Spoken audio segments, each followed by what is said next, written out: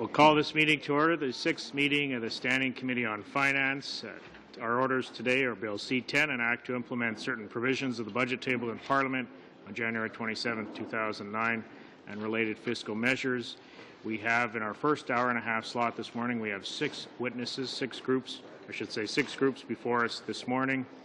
And we'll go in the order of the groups in terms of presentations. We have, first of all, the Public Service Alliance of Canada. We have the Assembly of First Nations of Quebec and Labrador. We have la Fédération des Femmes de Québec. We have le Front d'Action Populaire en Réaménagement Urbain. We have the Professional Institute of the Public Service of Canada, and we have the Canadian Real Estate Association. So what we're proposing to do, we'll have a 5-minute presentation from each organization, and we'll go in that order. So we'll start with the Public Service Alliance of Canada. At the end of the last presentation, we'll start with questions from members. So if we can start, I believe, is it Mr. Gordon, are you starting? Yeah. Mr. Gordon, you may begin at any time. Well, thank you very much, Mr. Chair. On behalf of the 166,000 members of the Public Service Alliance of Canada, I welcome the opportunity to be here today and provide members of the Finance Committee with a few observations on Bill C-10, the Budget Implementation Act 2009. In our submission, we focus on two aspects of C-10, namely the Expenditure Restraint Act and the Public Sector Equitable Compensation Act. Both are unnecessary and abhorrent. If adopted, the Expenditure Restraint Act will be a subject of extensive litigation. Given that unfortunate but inevitable circumstance, I'll focus my opening statement on the Public Sector Equitable Compensation Act and why it should be withdrawn from Bill C-10. Let me be clear. Equal pay for work of equal value is not a budget measure, but a fundamental human right that is protected by the Charter and enforced by the Canadian Human Rights Act. The budget is no place to debate or to trade off human rights enshrined in legislation and in international instruments. Moreover, as government officials have affirmed, the Public Sector Equitable Compensation Act is not about saving money. Whatever the government motivation was when drafting and introducing the Public Sector Equitable Compensation Act, it is clear that the Act has nothing to do with stimulating the economy or with protecting jobs, sectors of the economy and the unemployed. And while we take that position that the Public Sector Equitable Compensation Act has no place in Bill C-10, we also believe that the federal pay equity legislative framework does need reform. In this regard, we note that the Federal Pay Equity Task Force issued a comprehensive report in 2004 on how to improve the current law and make it fair and more accessible.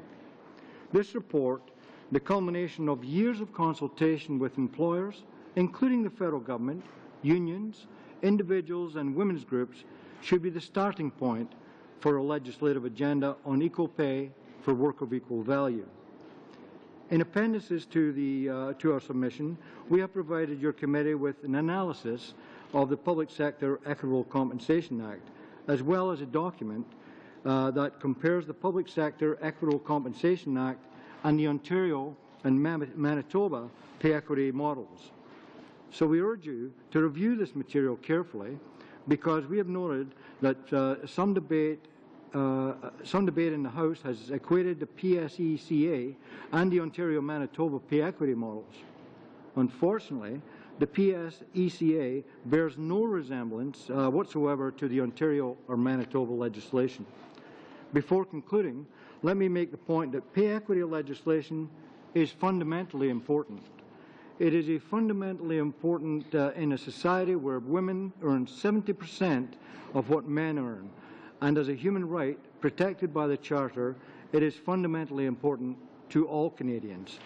As a union that has championed equal pay for work of equal value for decades, we understand full well the current system takes too long and is unnecessarily legalistic. And moreover, pay equity has been costly because the government's refusal to recognise and compensate for paying discriminatory wages to employees in female-dominated occupations.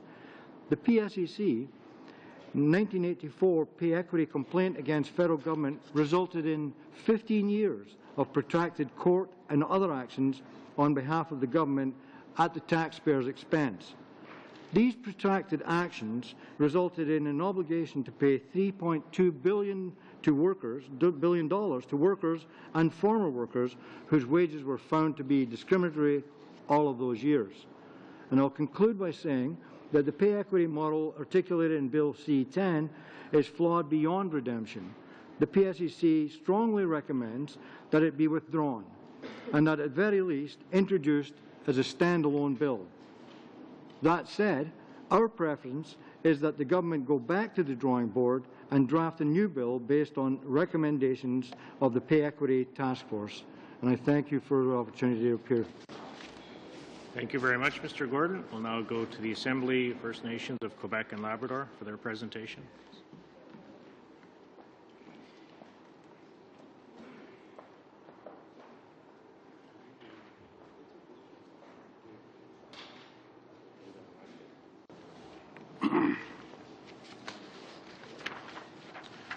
Good morning. Bonjour. Firstly, I wish to thank the members of the Standing Committee on Finance for their invitation.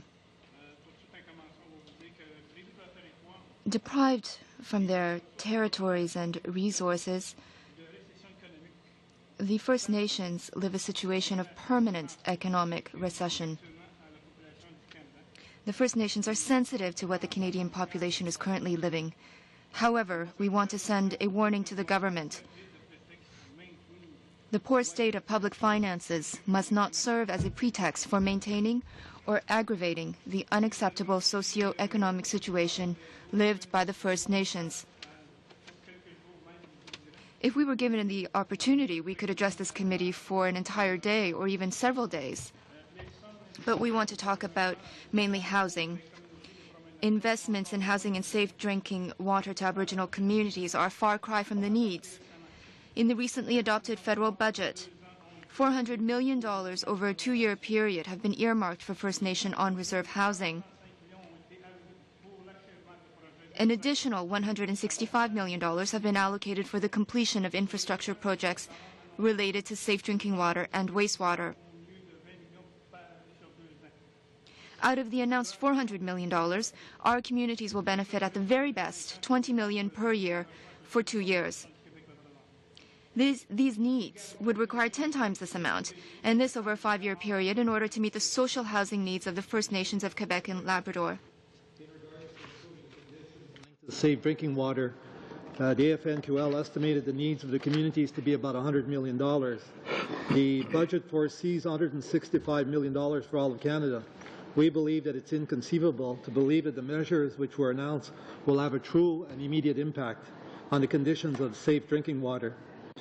The amounts that were announced are really negligible to ensure decent living for Aboriginal populations of Quebec and Labrador.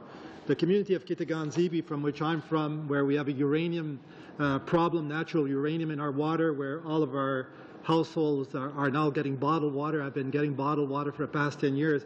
Very little work has really been done. And we believe that the limited funding is going to just put off this work being done again for a long time, which is unfortunate. We believe we're entitled to have safe drinking water and to ensure that our, the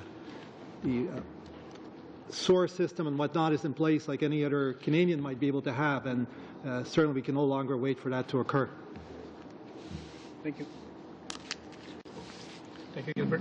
On education, à la suite de pour l'éducation, à la suite de la présentation du budget fédéral. Following the presentation of the federal budget, First Nations of Quebec expressed also their major concerns about the underfunding of education by noting that the sums invested by the government do not tally with the needs or the gaps identified in several studies. Moreover, nothing is provided for ending the chronic underfunding of First Nation education, except for some specific measures that are clearly insufficient and which were elaborated without any consultation. The schools of the First Nations have no reasons whatsoever to rejoice, especially since the gap that separates them from the other schools in Canada is only bound to widen. The government is doing nothing to catch up with the backwardness sustained by our institutions and our children. Our schools are trying to survive without a funding formula that has not changed since 20 years.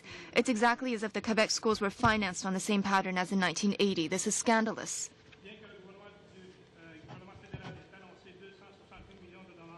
Although the federal government made an announcement of $268 million over a 5-year period for the whole of the First Nation schools in Canada, it should be noted that these sums are conditional to specific criteria and that schools must submit project proposals in order to have access to it. There is no provincial government whatsoever that would dare require from their schools to submit a lot of small initiatives in order to have access to their financing. Yet this is the Department of Indian Affairs that administers the education of the First Nations. According to an analysis on financing carried out by the First Nations Education Council, a loss in real monetary value of $28.1 million will be brought about by the fact of not taking into account the increase of the cost of living and the number of students solely in the region of Quebec for the year 2009-2010. In Canada, this loss is assessed at $267.3 million. This has been going on since 1996. It has now become unbearable, absolutely unbearable for our communities to support such a lack of funding. We have to cut somewhere else to try and provide a modest education for our children, which is unacceptable for a society that claims to be fair and modern. Now, on to the 2% limit imposed to expenses. This serious drop in education is only one example of a situation which persists since the federal government imposed a limit of 2% in regards to expenses of Indian government programs, and this since 1996. During that period, our population has increased by 25%.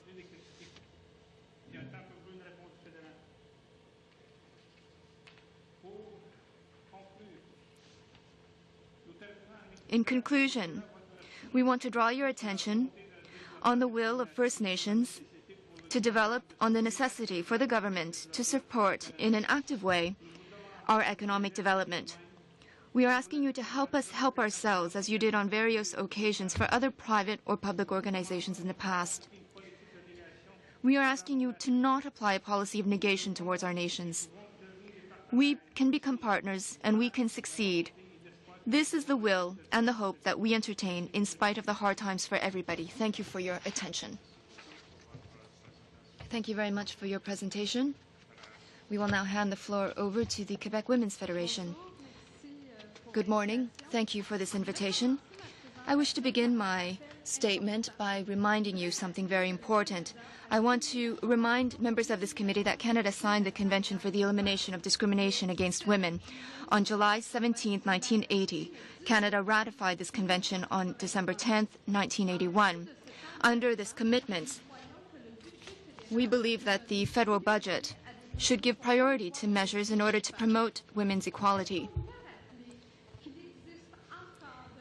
Need we remind you that there still remains a wide gap between men and women in very key areas in Canada, that the average gains made by women in the area of employment are still much lower than the gains made by women, that women represent a very disproportionate fraction of the population that is living on a very low income, and that women are much more vulnerable than men. I can go on and list the statistics which I have been able to get from Statistics Canada. Women are still unequal, and we are still waiting for concrete action from this government to combat discrimination. Yet the budget that was tabled by the Minister of Finance, Mr. Jim Flaherty, on January 27, 2009, does not introduce any measures to fight against discrimination against women. In fact, there are some measures in the Implementation Act that we are currently studying would actually forbid women workers within the public service to claim pay equity, which we see as a true sign of regression. Through this bill, the government is actually reiterating its intent to suspend employees' rights. The government, rather, should adopt measures so that our Canadian system is aligned with international and national standards in the area of pay equity. It has to adopt measures that acknowledge the contribution of women workers to our economy. Quebec has a very proactive piece of legislation that covers both the private and public sectors. It is a very effective model that is based on grievances. We therefore recommending that the government withdraw all legislative measures contained in the Implementation Act that concern pay equity. And I'm talking about Section 11. This government should also adopt a very proactive piece of legislation on pay equity by heeding the work group, the recommendations of the work group on pay equity. Women are particularly penalized, particularly those who work part-time and those who are returning to the labor market after prolonged absence. Changes made to the Employment Insurance Act will not abolish this type of discrimination and do not bring any sort of significant improvement. In fact, eligibility conditions have not been made more flexible, and there will always be training programs as well as grace periods that will not be made available to those who should receive employment insurance. In fact, to this day, 6 out of 10 of the unemployed remain ineligible. We are therefore recommending the elimination of certain provisions regarding the employment insurance regime, which are discriminatory against women. We firmly believe that there must be a significant improvement and boosting of the employment insurance regime so that those who are unemployed can maintain a decent standard of living. Thank you.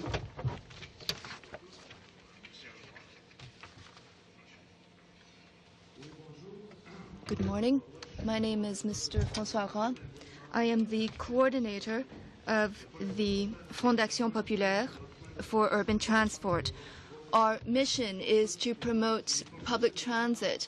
We are made up of 113 members in all regions across Quebec. Of these groups, there are 27 groups.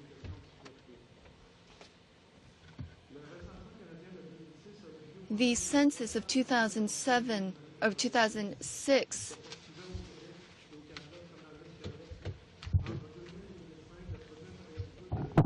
GDP showed that GDP in Quebec had actually declined by 22%.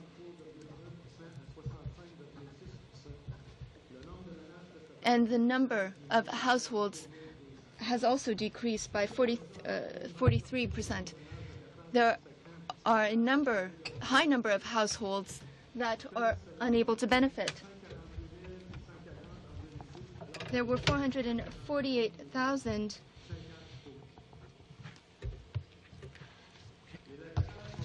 The conditions are worse than they were 25 years ago, in 1981. There were 14,446 renters, and if they had to go by the consumer price index, it should have been 35,287 in 1936. And the first census shows that there's only $25,416. This is about 16% less. On the other hand, in Quebec, the average rent was $223 a month in 1981, but it has gone up to $484. So it's about 10% more expensive than in 1981. And of course, to remedy the situation, it's important for the federal government to invest more in new social housing and community housing. And if we can forecast $2 billion, little over $2 billion for social assistance, this investment does not meet the needs. Even if the $2 billion figure seems large, the provinces will be getting $475 million in 2 years, and for handicapped and for elders.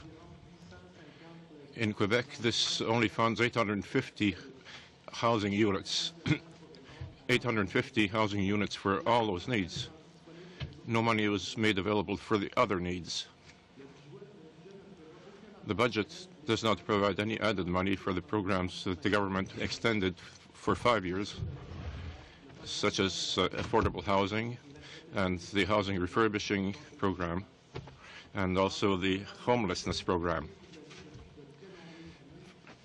The cost of life has been going up for many years, whereas the funds have not risen to meet the needs. 625 million a year is something that represented 180 million 5 years, or 136 million a year. The government is not protecting its most vulnerable citizens against the consequences of the economic crisis. For example, the 1991-92 recession made an increase of 48% in couples and households who needed to apply for housing aid in Canada. Now, 26 to 34 metropolitan census regions in Canada are suffering from this. Thank you. Canada, I think it's appropriate, and I think I can do this on behalf of all members, to express our condolences to you and everyone in your organization on Michelle's sudden passing. I know it must be a very difficult time, so we certainly appreciate you being here, but I think I did want to do that on behalf of all committee members here today. Thank you very much, Mr. Chairman. I'm sure you're all aware of the fact, and we're going through a very difficult time, and only on this weekend we appointed an acting president who's here present today. I hope you'll take the opportunity to meet with him in the break, Mr. Gary Corbett.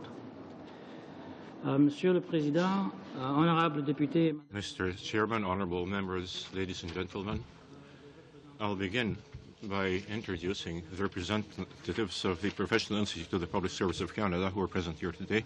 I'm Jeffrey Manlord, and the General Counsel for Legal Affairs for the Institute. At my side is Isabelle Roy, Legal Counsel, and present in the hearing room is the President Gary Corbett. We thank the committee for having given us this opportunity to make this presentation on Bill C-10. We'll be more specifically concerned with the Expenditure Restraint Act and Public Sector Equitable Compensation Act respect. Professionals across Canada's public sector, the vast majority of whom work in the federal public service. Institute members work in the federal government's departments, agencies, crown corporations, museums, archives, laboratories, research institutes, and field research stations. We represent, among others, the scientists who work for the Canadian Nuclear Safety Commission, the veterinarians who work for the Canadian Food Inspection Agency, the auditors at Canada Revenue Agency, and the information technology experts in that agency as well, health professionals working for Health Canada, and many other specialists and professionals who are on a daily basis working to protect and advance the health, safety, and well-being of Canadians from coast to coast to coast. Our members are directly affected by, and indeed singled out by, Bill C-10, in particular Part 10 and Part 11. We are of the view that the two acts constitute an unwarranted and unnecessary attack on the charter rights of unions representing federal public service employees. Our brief, which has been distributed to all honourable members, presents our analysis and criticisms of the legislation. But let me be clear and unequivocal.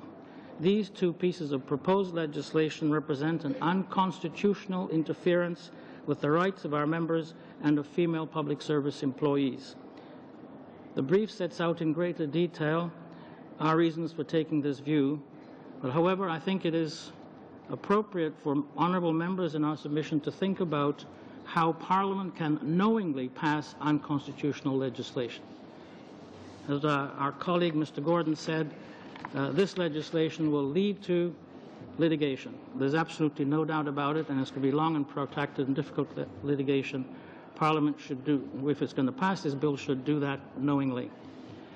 With respect to the Expenditure Restraint Act, let me first state that I'm sure you already know the process of collective bargaining is now protected by the Charter of Rights and Freedoms. This fact was affirmed by the Supreme Court of Canada in the BC Health Services case. This new bill, Part 10 of C10, represents an attack on the process of lawful collective bargaining. It will not withstand scrutiny under the Charter. In our respectful view, the courts will likely conclude that the legislation ought to be struck down as being an unacceptable interference in the process of collective bargaining. The Professional Institute urges the committee to carefully reconsider this proposed legislation in light of the constitutional principles laid down by the Supreme Court of Canada and as recently upheld by other courts, including the Ontario Court of Appeal. À la lumière de la protection constitutionnelle, The constitutional right to collective bargaining entails protecting the capacity of employees to work together through their union to pursue shared workplace goals in terms of employment. This is an interference in collective bargaining.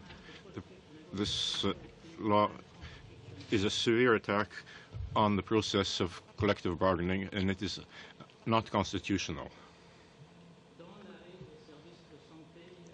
In stoppage of the BC Health Services, the Supreme Court found that many provisions of legislation under consideration were unconstitutional.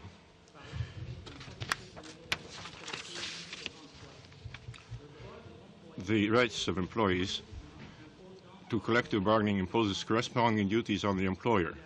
It requires both employer and employees to meet and to bargain in good faith in the pursuit of a common goal of peaceful and productive accommodation.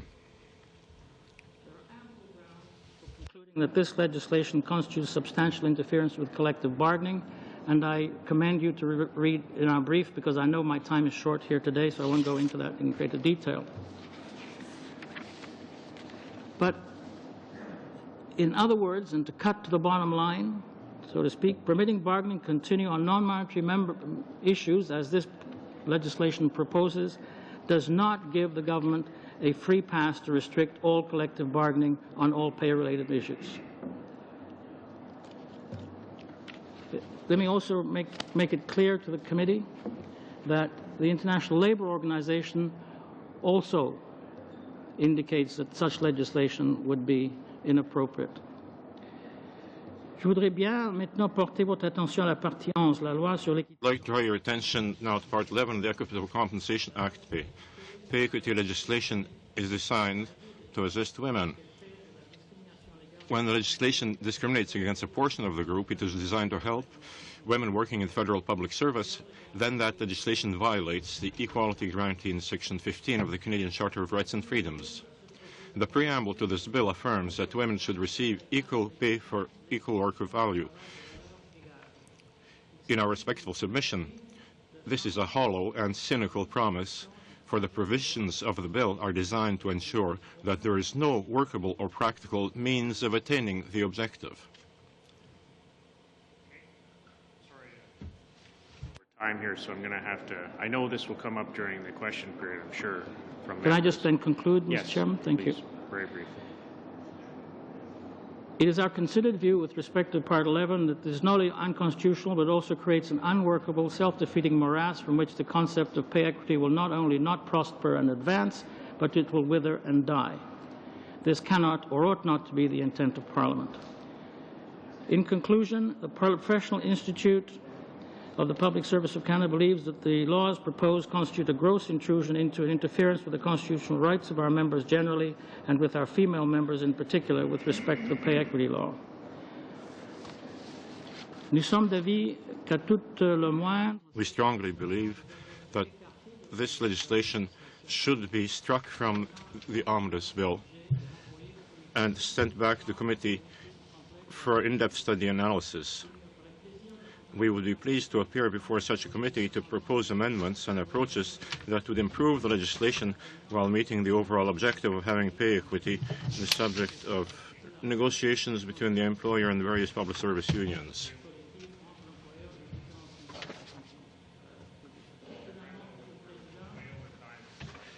fair to every organization. I'm just going to say here. thank you. Okay, thank you. Thank you very much. Thank you very much for your presentation. We'll now go to our final presenter, the Real Estate Association. Merci, Monsieur le Président. Thank you, Mr. Chairman.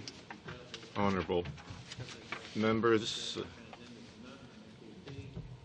beside me, Alison McClure, who is a lawyer in the Competition Act. Canada's largest single industry trade associations, representing more than 97,000 real estate brokers and agents who work throughout various real estate boards in Canada, provincial associations, as well as in one territorial association. Nos membres, Monsieur le Président, sont fortement... While strongly in favour of efforts to improve the Act, we feel that it is extremely important to ensure that any amendments do not have significant negative and unintended consequences. The amendments to the Competition Act should be part of a distinct bill, and that which is proposed in Bill C-10 are major amendments that need to be studied in depth. Policy Review Panel considered amendments to the conspiracy provisions of the Act, the introduction of AMPs for abuse of dominance, as well as an increase of AMPs for deceptive marketing practices. Responses to the panel at that time, the panel's report were split, with half of the submissions supporting the amendments and half of the submissions speaking against the amendments. This is hardly a consensus and does not represent justification for including these amendments in the Competition Act in this bill. We propose that they should be divorced from the budget and be dealt with in a separate bill. With respect to conspiracy provisions amendments, Bill C-10 proposes the creation of a two-track system that would define per se illegal agreements to be prosecuted criminally without a competitive effects screen such as the current undueness element in Section 45 of the Competition Act. Removing the undue lessening of competition requirement would render the resulting provision overly broad. Without the qualifications of undue, a very wide range of agreements would fall within the scope of the offence. Surely this is not the intent of the amendments. Unfortunately, though, it is probably a likely result. For example, a real estate broker's office policy regarding commission rates charged by the broker's agents working in the same office may fall under the proposed Section 45, even if the broker and his agents do not have market power. The agents and broker could be considered competitors within that same office, and there is no exemption that would clearly apply to an agreement between principal and his or her agent. Brokers need to have the ability or the right to set policies on commissions within their own office with the confidence that they are not violating the law. The new law may force brokers out of business since they will not be able to operate using their existing business models. The increased potential for their agreements to fall under the scope of Section 45 and the increased threat of criminal sanctions could result in a chilling effect. We strongly recommend that the current provisions relating to conspiracy be maintained, and we further submit that, should this dual-track system be adopted, an exemption should be added to both the criminal provision and the civil provision for agreements between principals and agents in a manner that clearly exempts brokers and their agents. Nous croyons également Also believe that the proposed AMPs for abuse of dominance would be punitive in nature, which is not appropriate for conduct that is not inherently anti-competitive. In fact, it is usually pro-competitive and efficiency-enhancing. There is any demonstrated need for additional deterrence for the reviewable trade practice provisions. As for increasing the AMPs for deceptive marketing practices to a maximum of $15 million, we feel that the risk of such a large AMP could cause small business person to be excessively cautious and therefore less informative in their advertising. Accordingly, the issue of increased AMPs is a significant concern since the majority of our members, again, own and work for small businesses. As such, we strongly suggest that the amendments regarding AMPs not be accepted, not be adopted. At a minimum, there should be at least a grace period before the AMP sections enter into force. Thank you, Mr. Chair. Thank you very much for your presentation. We'll now go to questions from members. Mr. McCallum, you have 7 minutes. Merci, Monsieur le Président. Thank you, Mr. Chairman, and thanks to all the witnesses who have come here this morning. Before going on with specific questions, I would like to make a general point, and this general point is that Canada at this time is in a full-blown economic crisis. In our view, in other words, every day, every week, every month, there are thousands or tens of thousands of people losing their jobs and being laid off. The government ought to have acted many, many months ago to support the economy through a fiscal stimulus. Finally, they have it, and in our view, the top priority has to be to get that fiscal stimulus out the door as quickly as possible in order to support jobs. We are aware there are huge deficiencies in this budget. We are aware the government should have acted earlier. We are aware the government needs to be monitored. But my general point is that if witnesses wish to make amendments to the budget, they will have to convince those, they will have to penetrate the hearts of those people on the other side of the table, because otherwise we think the top priority for the country at this time of crisis is to get the money flowing to support jobs.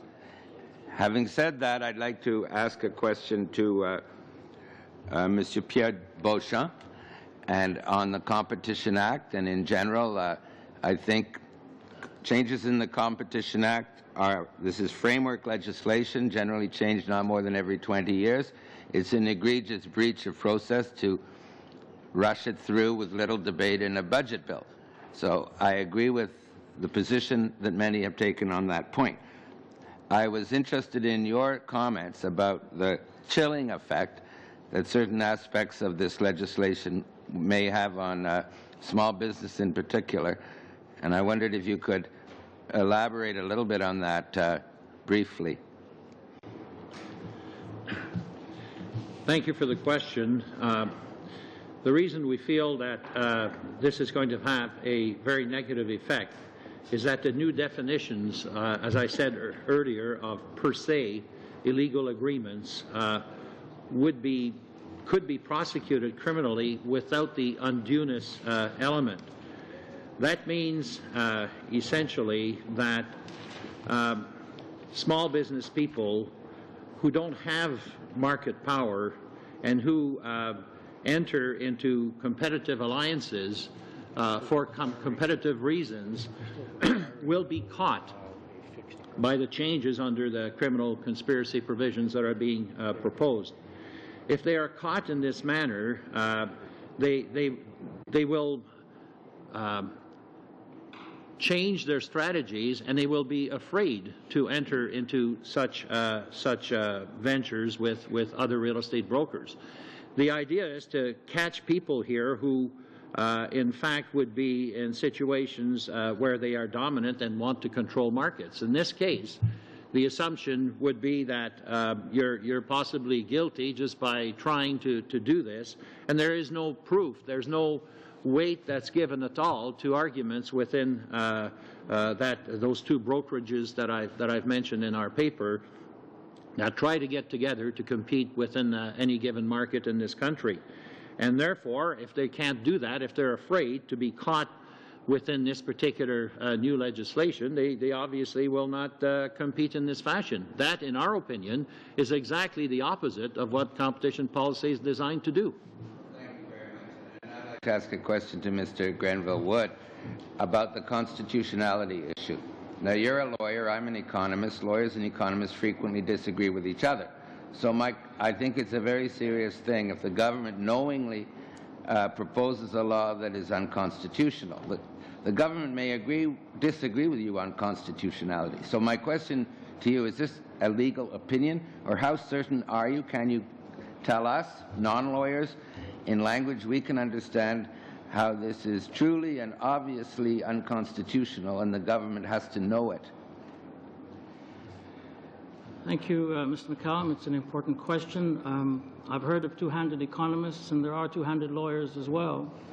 But in this case, we aren't two-handed. I think it's very clear in the context of the BC Health Services case, which dealt with very similar legislation produced by the BC government that limited the right of collective bargaining, cancelled collective agreements, and had retroactive effect.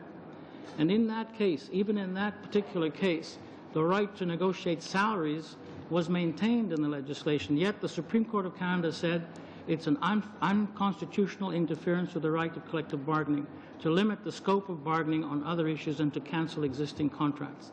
This is exactly what this legislation is doing. It's cancelling existing contracts in many cases, it's cancelling negotiations which have taken place, and it's not permitting negotiation to take place in the future on a very major part of collective bargaining. So in our submission, it's about as clear as you can get.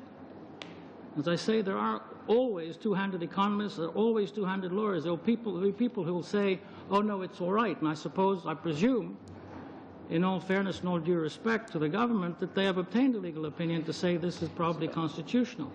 In our view, and we've looked at it very carefully, we've obtained several legal opinions, it is unconstitutional. Period. Punct. Okay, thank you very much, and thank you, Mr. Chair. We'll go now to Mr. Lafarre. Monsieur le Président, alors moi aussi, I too would like to make a general statement before asking questions. Thank you for your testimonies this morning. I was listening to my colleague, Mr. McCallum, say that we are in a full-blown recession. Everybody knows that. But I don't think it is necessary to include in the budget measures that go against workers' rights, as well as women's rights. And that, in fact, the government could have used the budget to introduce measures that would have improved social housing and build new housing in Aboriginal reserves. And I think that would have been a way to truly stimulate the economy. There should have been measures that are necessary to support everything that you are claiming. My first question is for Ms. Asselin. The members of the Bloc Québécois spoke out in the House of Commons to deplore the section in the Implementation Act that goes against pay equity. And the Conservative members often responded to us by saying that the legislation in effect at the federal level is actually in effect in Quebec as well. You also mentioned this. You talked about the provincial legislation in Quebec and how proactive it is. Can you talk to us in detail about the differences between the provincial act as well as the federal act? Are they at all similar? No, they're entirely different. In Quebec, the Pay Equity Act was supported by a commission that studied pay equity, and following processes provided for in the Act, and I'll spare you of all of the minute details, legislators decided that they could be heard by the commission, which in fact is a tribunal, a labor tribunal, and it is presided over by the commission. That's completely different from what's being proposed in C11. That would eliminate the recourse to tribunals. The Quebec piece of legislation is totally different. Our Pay Equity Act is proactive. It also obliges employers to exercise pay equity, And if they feel like they've been harmed, there's also a process for them to lodge a grievance. So we can say wholeheartedly that what has been proposed is entirely different from what's been implemented in Quebec. Mr. Roy, you talked about renters in Quebec and how they are being affected.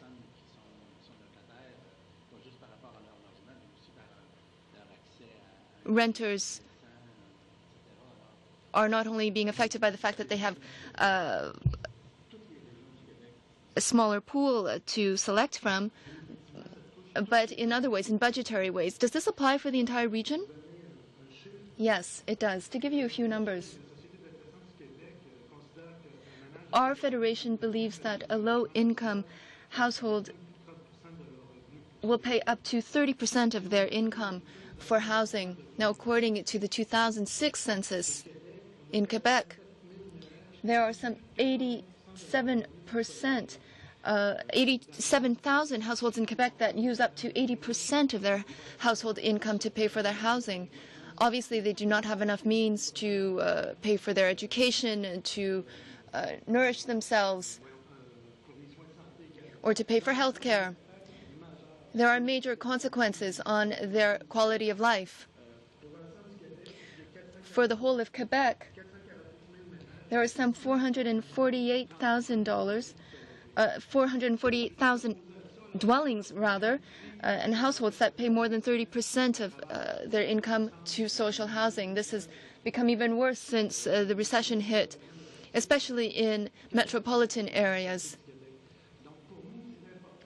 For us, it is important to invest more in social housing. We believe that the federal government could do more. There's going to be a major impact on economic development, employment, as well as social development. Would you be able to make any specific requests? The Conservatives have undertaken a pre-budget consultation process in camera, but were you invited to make your claims before the members? Well, we appear regularly before this committee to make these claims and to have our voices heard. And for us, we believe that it's important to double the investment in social housing in Canada in order to meet the needs. When we look at the homelessness program, it's more than dramatic. In fact, it's a national catastrophe, and that's something that we are currently studying. The homelessness initiative has not been boosted since this government took power again. And with the current investments, we've only been able to build an additional 850,000 dwellings in Quebec, and this is totally indecent. I have one last question.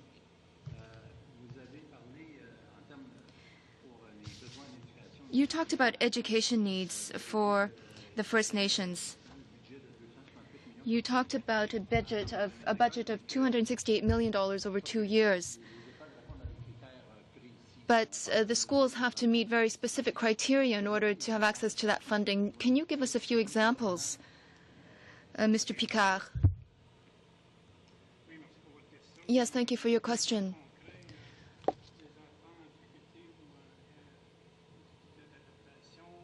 Children who are in difficulty, or children who have no structure to receive education, is something that can be addressed. Libraries need to be refurbished. We don't have resources like that. Right now, we simply don't have land to build a library. And those are very concrete examples. Thank you, Mr. Chair, and thank you to all our presenters here today. And I know it was short notice for many of you, and we do appreciate your coming. we do respect all of the comments that are made here today, even though many of them tend to be criticisms, but we'll take those criticisms as constructive, as we always do.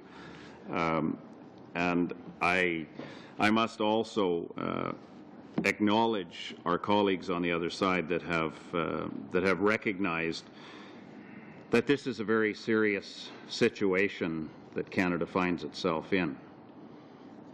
And through no fault of any Canadian, I would suggest. We're at the whim of what has happened throughout the world. And it's placed all of us in a very difficult position. And the government finds itself in a very difficult position in dealing with that and trying to deal with that in the fairest way to all Canadians. And your comments here today, although well accepted as I say, as constructive criticism, we need to remember that many Canadians won't have a job at the end of this year. And to suggest that your bargaining rights are not as strong as they were last year doesn't carry a lot of water with somebody that doesn't have a job. We respect that. We respect the role that leadership in this country, whether it's union or whether it's government, has to play in doing the best you can for those that you represent. And please believe me when I say that that's what we're doing. We're trying to recognize the difficulty that all Canadians are in, trying to be sympathetic and empathetic to that role. So all of the pieces of this budget actually fit together to be able to very quickly roll out infrastructure spending accountably, to inject financial stimulus into where we can through the lending institutions to create a financial sector that continues to be strong, to be able to fund growth in this economy. So it's very important that we do remember that that the opposition has recognized that, and we appreciate that. And we seem to be moving quickly, and we are, to make sure that we get this money rolled out. There's $6 billion tied up in this Budget Implementation Act that we need to protect jobs. There's the 5-week extension to employment insurance that people are calling our offices every day and saying, when can I get my extension? When can I get my employment insurance? And so we ask that you recognize that we are in very, very much unprecedented waters as we move forward. We did provide the broadest consultation process. Some of my colleagues here in Ottawa invited many, many people. There was no in-camera session, by the way. It was a wide-open session for those that wanted to come. There was public consultations across the country. There was union groups, there was farmers, there was fishermen invited to these consultation processes. There was an online process where all people were able to provide input. And so we certainly hope that you all availed yourselves of that opportunity. And now to my question, Mr. Chair, if I can. I'm very troubled with the comments to do with Aboriginal Canadians and the Quebec Assembly of First Nations. And I agree with you. I've heard this 2% factor in education, and I would sincerely love to talk with you at some point about that. I've heard that from my First Nations too. Perhaps that's something we need to look at going forward. You mentioned something about skills training, and we've put $100 million aside for Aboriginal skills training and employment partnership, and $75 million over 2 years for Aboriginal skills training and investment fund. That's a substantial investment. What can we do better to make sure that that actually gets to young Aboriginals?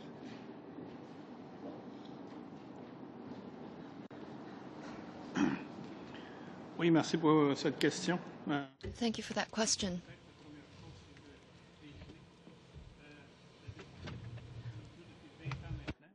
Et qui ne nous aide pas du tout à I think you'd have to probably freeze the 2% that has been implemented for the last 2 years.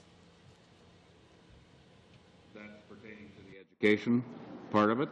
I'm saying that the skills and employment partnership. Have you looked at ways on your reserves that you could implement this? Do you have the training facilities, the physical training facilities, or are we looking at actually construction of new facilities to provide this training? I think the response I could give is that it depends on the community. A lot of communities are prepared to be offering training courses in partnerships with colleges, in partnerships with the Ministry of Education. Those are ready to go. But the funding's got to flow, and it's got to flow very quickly. I think we recognize that there's been some effort made. We need to recognize that's a fact. Except that the reality, the day-to-day, whether it be about housing or water, about education, is just there's so much catching up to do that it's frustrating and upsetting at the community level. And that's the problem we're meeting. And now we're hearing, I mean, the budget announcement, and we still don't have any clue when it's coming, how we should be preparing as a chief of a community. None of that has been told to us. So here we're in limbo, ready to move, ready to have concrete action, which will stimulate our own community economy and will stimulate the economy around our communities. Because when money flows to our community, the local municipalities gain from that because we're spending our money in those municipalities. So everyone wins. So let's get the money flowing, get things done now as we look at other issues like education, which I would put to you, all of you here, is the key of pulling us out of poverty. Education and training, we need to make a significant difference in that area, and we need to do it very quickly. Okay. I couldn't agree more. Thank you, Mr. Menzies. Thank you. We'll go to Mr. Mulcair. Merci, Monsieur le Président. Thank you, Mr. Chairman. So I would also, in turn, like to thank and congratulate today's witnesses, and I'd like to cover just one of the many subjects that we've covered this morning. The Conservatives, with the shameful accompliceship of the Liberals, are about to take away from women in Canada the right to go to court to ensure their equal pay for equal work rights. And I thank you, Ms. Aslan, for having clarified that point. In the House, I had to withdraw my statements when I had said that the minister was a liar, when he said that he was proposing the same thing that was done in Quebec, and I had to retract my statements because of the parliamentary regulations, standing orders, but not because I was wrong. So I thank you for clarifying that. And I see that you also have come with statements regarding our subject today, and I'm a lawyer myself, but I must say that I've rarely heard of such a complicated subject. I've practiced a great deal in the rights field, and I thank you sincerely for sharing your experience with the members of the committee. Teaches us that this bill is about to go through your committee at lightning speed. Now, that particular quote about lightning speed comes from Mr. McCallum. Having had the occasion to work with Mr. McCallum over the years, I've noticed that he doesn't do anything at lightning speed. But Lightning McCallum has decided that this bill's got to go through the committee very quickly, and I guess that the reason is the following. That the Liberals, they still have the name even though they don't have the principles. The Liberals are going to allow this bill to go through this committee despite the fact that it removes a human right from Canadian women to have equal pay for work of equal value. Now, there was a time, in fact, November 27, 2008, when the Liberals believed that this was such an important issue, they were ready to topple the government. They had a Liberal leader at that time. 2 months later, the exact same provision is in this bill, and now they're pleading. They're saying that it's because of the economic downturn that they've got to go against women's rights. What a scandal. That, coming from the Conservatives, is an ideological standpoint. It doesn't surprise us, Mr. Speaker. But it is properly scandalous to hear the party of Pierre Trudeau, the party of the Charter of Rights, come before this committee today and plead in favor of the removal of human rights from Canadian women, saying that it's because of the economic downturn. The two are unrelated. There's not a single penny involved in this bill There's no spending involved. The government has admitted that it won't save any money. They're simply withdrawing from women the right to have equal pay for work of equal value. The bill goes further, and this is a point well worth looking at. It sets the bar now across the board at 70% for the triggering mechanism to determine when this can be looked at. The problem, Mr. Speaker, Ontario, Quebec, New Brunswick have set it at 60 over the years. So they're essentially, through the back door, eliminating any possibility to even trigger the weak mechanism that's there. And with the complicity, the shameful complicity of the Liberals, this bill is going to get through. The only thing that Lightning McCallum and his team is worried about is getting this bill through as fast as possible so that they don't have to wear the shame of backing the Conservatives, taking away women's rights, taking away workers' rights, taking away Native rights, taking away all the things that they claim to represent and speak for in this country, but that they simply don't believe in. You know why, Mr. Speaker? Because they don't believe in anything. They are the most unprincipled group ever to have sat in this Parliament. Monsieur le Président, j'aimerais donc demander... Mr. Chairman, I would like to ask Ms. Asselin, on our behalf, to tell us if she has the same idea. Is there any kind of budget stimulation proposed by the Conservatives here with the complicity of Liberals, or this is more of an ideological attack, basically? I'll say that it's both. On the one hand, they say that we need a budget that will help us move ahead fast and to create jobs. And when we create jobs through infrastructure programs, which may be a good strategy, we create jobs mainly for men. As for women, they have to go through this crisis just as men do, and women have lost jobs. So, yes, it is an ideological attack to refuse to adopt a proactive measure for equal pay. And before and during the crisis, the women are still staying behind, left behind. It's still at 70%, despite the fact that we have more and more women with degrees, and it's even more dramatic if you're an immigrant or an Aboriginal woman. So when we go out and fight against discrimination, we must very quickly roll up our sleeves and create budgets with efficient and effective measures against discrimination. And within the current crisis, if we are going to ignore women's problems, at the best we'll be stagnating regarding equality rights progress, and we'll probably be sliding back. So why is there this attack on equal pay? This is a good question. This is an entirely inexcusable step backward, especially as Canada and Mr. Harper repeated his commitment to continue with his fight against discrimination, especially against women.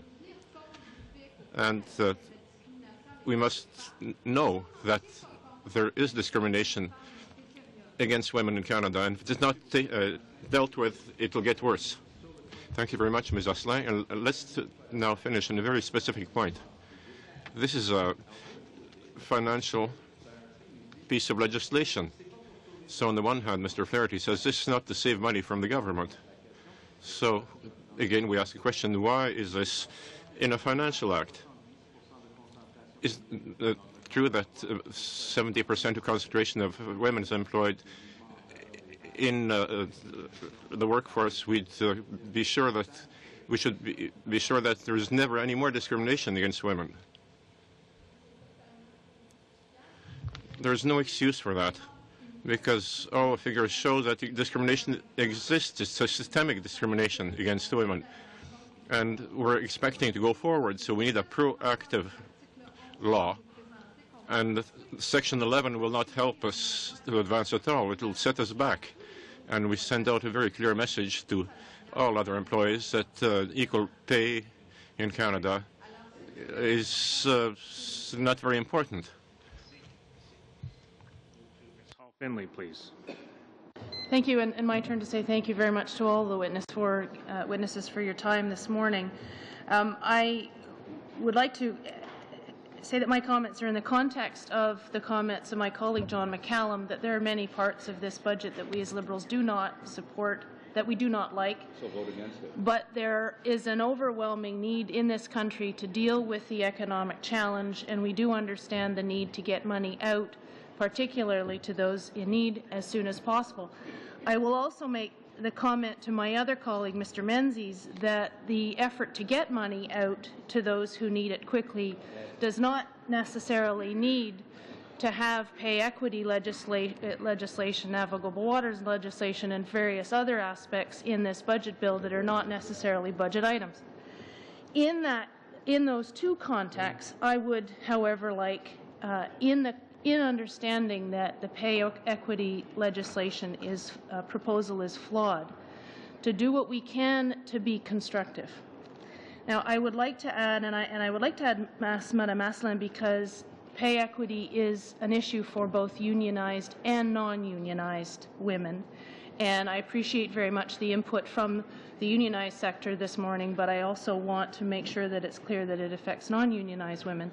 So my question is to you, Madam Aslan, acknowledging, if you will, that there is a need for legislation, and you can disagree with me if you will, but do you support the concept that the Human Rights Commission approach has not been perfect, that there is a need for firm legislation at the federal level? If you do you support the examples that we have seen so far in Quebec, as you talked about, in Manitoba and in Ontario? And I ask that in an effort to add input to the Conservative government to possible ways that they could improve what they're proposing. Vous avez tout à fait raison. You're right. You're really right. Equal pay for equal work is a basic issue of justice for all women in Canada and in Quebec. I can't speak of the legislation in Manitoba or in Ontario. I'm not specialized in that.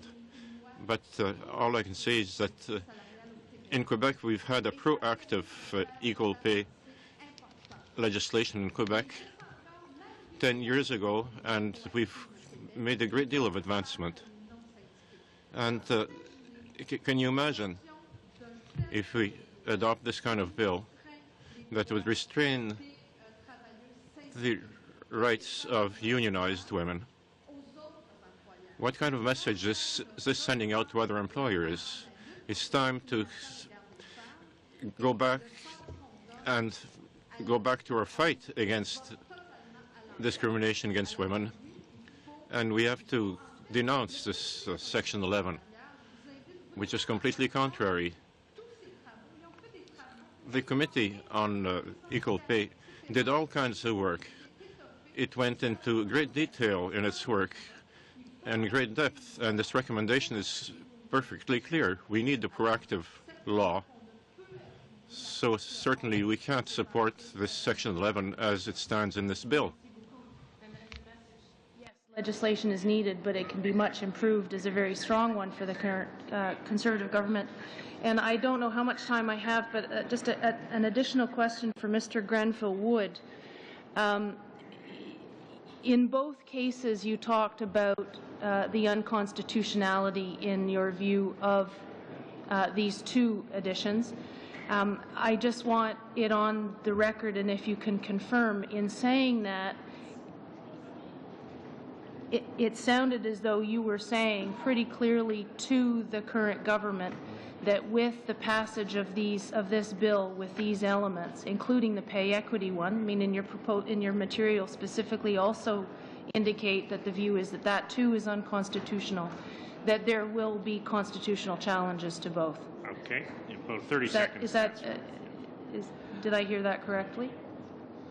Mr. Grenville-Wood. Thank you, Mr. Chair. Mrs. Findlay, our position is that this legislation will attract litigation. I'm not saying that we will undertake litigation or anyone else necessarily will. I suspect it will attract litigation. and I suspect that litigation will go to the constitutionality of both provisions. The pay equity with respect to a breach of Section 15, and the other with respect to a breach of Section 2D, the freedom of association. And let me just add that neither of these pieces of legislation, in our view, is saved by Section 1 of the Charter. That is the escape clause, if you want, which allows governments to act in a way which is consonant with a free and democratic society. I don't think these legislations would pass that test. Thank you very much. Merci. Mr. Carrier. Merci, Monsieur le Président. Thank you, Mr. Chairman. Good morning, ladies and gentlemen. It's a pity to hear all these comments that you've been making and that the Bloc Québécois also shares. The Parliamentary Secretary just mentioned that we must take care of the economy first. It's very important to get our budget on the road, but when we see all the other things included in that budget, it makes this budget unacceptable. And that's why I also denounce the Liberals for having allowed this government, with their support, to table this kind of ideological reform within a budget which was meant to get the economy back off the ground. And as an MP, I'm almost ashamed to speak to my electors who I meet, people who need housing or workers who didn't get satisfaction in their budget to help their employment insurance conditions. Only a very tiny part, about less than 50% of workers do get employment insurance because they haven't got enough hours to be admissible. And the government has prolonged the benefits period, but only about 10% go all the way to the end of that period of benefits. And this is simply a vain gesture that doesn't meet any needs. So the problems are huge. We've just attacked the principle of equal pay and negotiation of collective bargaining, which also has its role to play, and the amendments to the law on competition. And today we're going to see about navigational zones.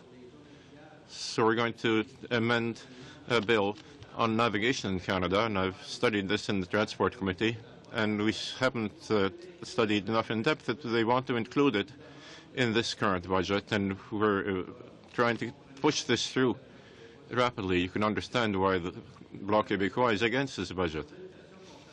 I would like to put a question to Mr. François Roux regarding social housing. I'm also very concerned by social housing, which is greatly lacking, sadly lacking. In statistics, 52,000 units are missing in Quebec. We're short 52,000 units in Quebec alone, and only about 800 could be included with the new budget.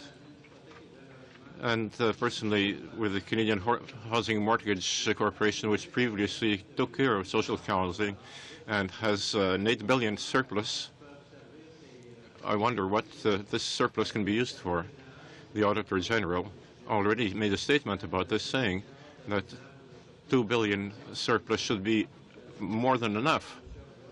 And so, Mr. Roy, what do you think of that surplus for the Canadian Housing and Mortgage Corporation? Couldn't contribute to this?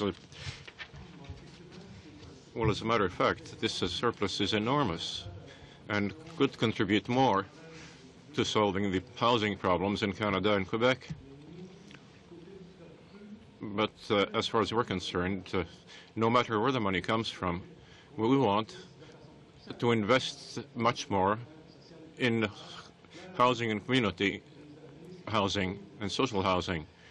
And we want $2 billion of new money per year in social housing, which to us should be a minimum, because the disengagement since 1994, during Brian Mulroney's Conservative government, there is a shortage of 50,000 units in Quebec alone. If we had maintained the same investments since 1994, we wouldn't have the crisis that we're facing right now. We'd have 50,000 more units in Quebec in social housing. Thank you, Mr. Roy. I have a brief question for Mr. Yanville. You spoke of the principles of collective negotiation that are being suppressed by Section 10 or 11 of the budget. I would like you to tell us a bit more about the international consequences of this principle, not only on a national but also on an international level of this principle.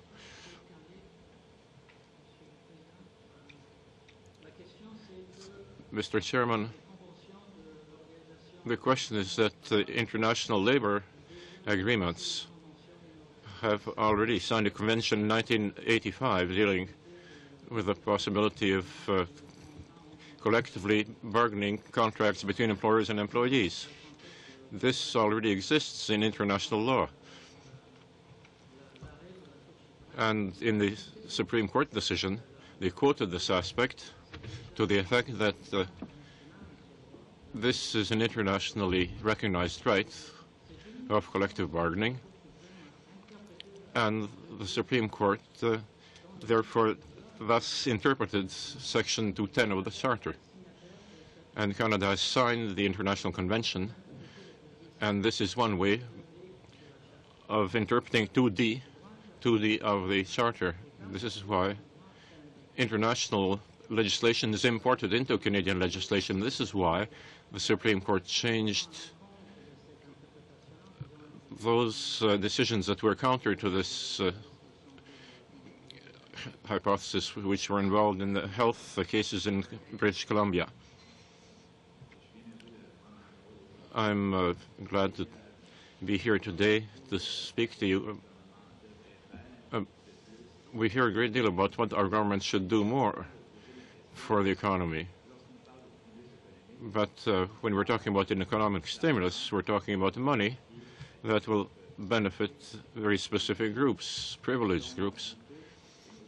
And we all and our children will have to pay to reimburse all those debts. And as you know, the Canadian government is going into debt to stimulate the economy.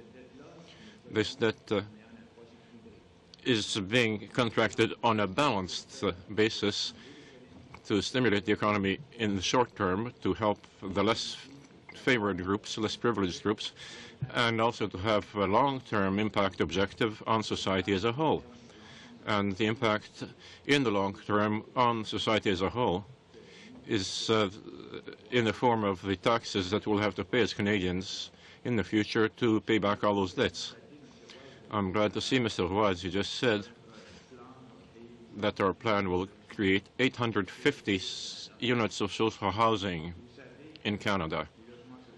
We know that social housing is a shared mandate between the federal and provincial levels. And we invested in this budget for social housing. But let's not forget that the support or the help that the federal government has given to the Quebec government, the transfers from the federal to Quebec have gone up by more than 37%. In 2009-2010, Quebec will receive $17 billion in federal money. The equalization programs have gone up since we were in power by 70%. And in this year alone, this is $8.3 billion. So this is a shared mandate. We've gone down the road some way together, and the provinces are also free to intervene to help social housing. And I'll put this question to you, Mr. Roy. I noted that you said just now that we'll have to put Canadians to $2 extra billion of debt to resolve social housing problems in Canada. Is this what I understood? For us, it's not expenditure. This is an investment for economic development, social development. Investing in social housing, especially in the current crisis, will allow for the creation of many jobs and solve major problems of poverty. Historically, since the Second World War, the federal was present in a very consistent way in developing social housing with creating the Canadian Housing and Mortgage Corporation. But unfortunately, in 1994, Mulroney's Conservative government withdrew from development, which had a severe impact on the Canadian population, especially for low-income households. And of course, there were investments in the last budget that will allow for the creation of 800 units for Quebec. But if you look just at Saint-Jean-de-Beauce, there is more than 30% being spent by 80% of households on housing, and it's 0.6%, where the specialist says that it's 0.3%. And the budget will help us to make 800 units for all of Quebec. This is not expenditure, this is investment. Well, as you just said that this is a shared mandate and that you're pleading before all courts that the federal government should remain with social housing, and I think you're right. And this budget had some tough choices to make. And in Quebec, there's also means through equalization payments to invest in social housing, and I hope that the other governments also apply their part of the mandate. Mr. Chairman, the Canadian Federation of Municipalities believes that this is a shared mandate, but the federal government should have the chief role for the housing crisis. This is the fault of both the provincial and municipal and federal governments, but the main responsibility lies at the federal level. Chair, thank you, witnesses. I'm going to direct my question to Mr. Beauchamp. Mr. Beauchamp, on the current, as obnoxious as it may be on the part of the government to throw in all of these other things into the budget bill, you'd have to agree that the Competition Bureau, or the Competition Bill, has been in need of a fix for quite a while. As certainly criminally, it's very difficult to obtain a conviction. Not only you have to prove conspiracy, but you also have to prove that somehow or another that created damages, and as a consequence, there's been virtually no convictions under the current legislation. So the government is proposing not only you don't have to so much prove the damages anymore, and I certainly under the criminal provisions, I fail to see how your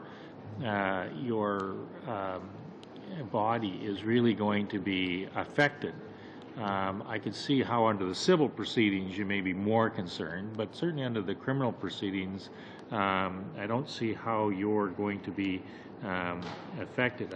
And surely there's an argument to be made that consumers should be able to access real estate services on a competitive basis without some sort of backdoor agreement among brokers as to how much will be charged in a particular given region for commissions.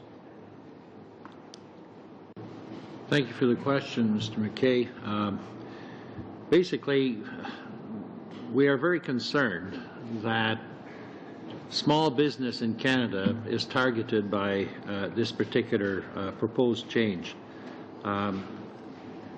The undueness element exists at the moment, and I think is powerful in that it has to, before things can happen here, you have to be able to demonstrate that there's been an abuse, that there's been market power that is being attempted, or at least have that thought. In this case, when you're talking about people just trying to come up with good, solid competition, which is the purpose of the Competition Act, by the way, and you see them targeted with this particular situation where basically they are just trying to do a good job. They can still be captured if it's proven that under the present law that there's undue lessening of competition. There's absolutely nothing wrong with those particular conditions as they exist today. But that's become virtually impossible to prove, hasn't it?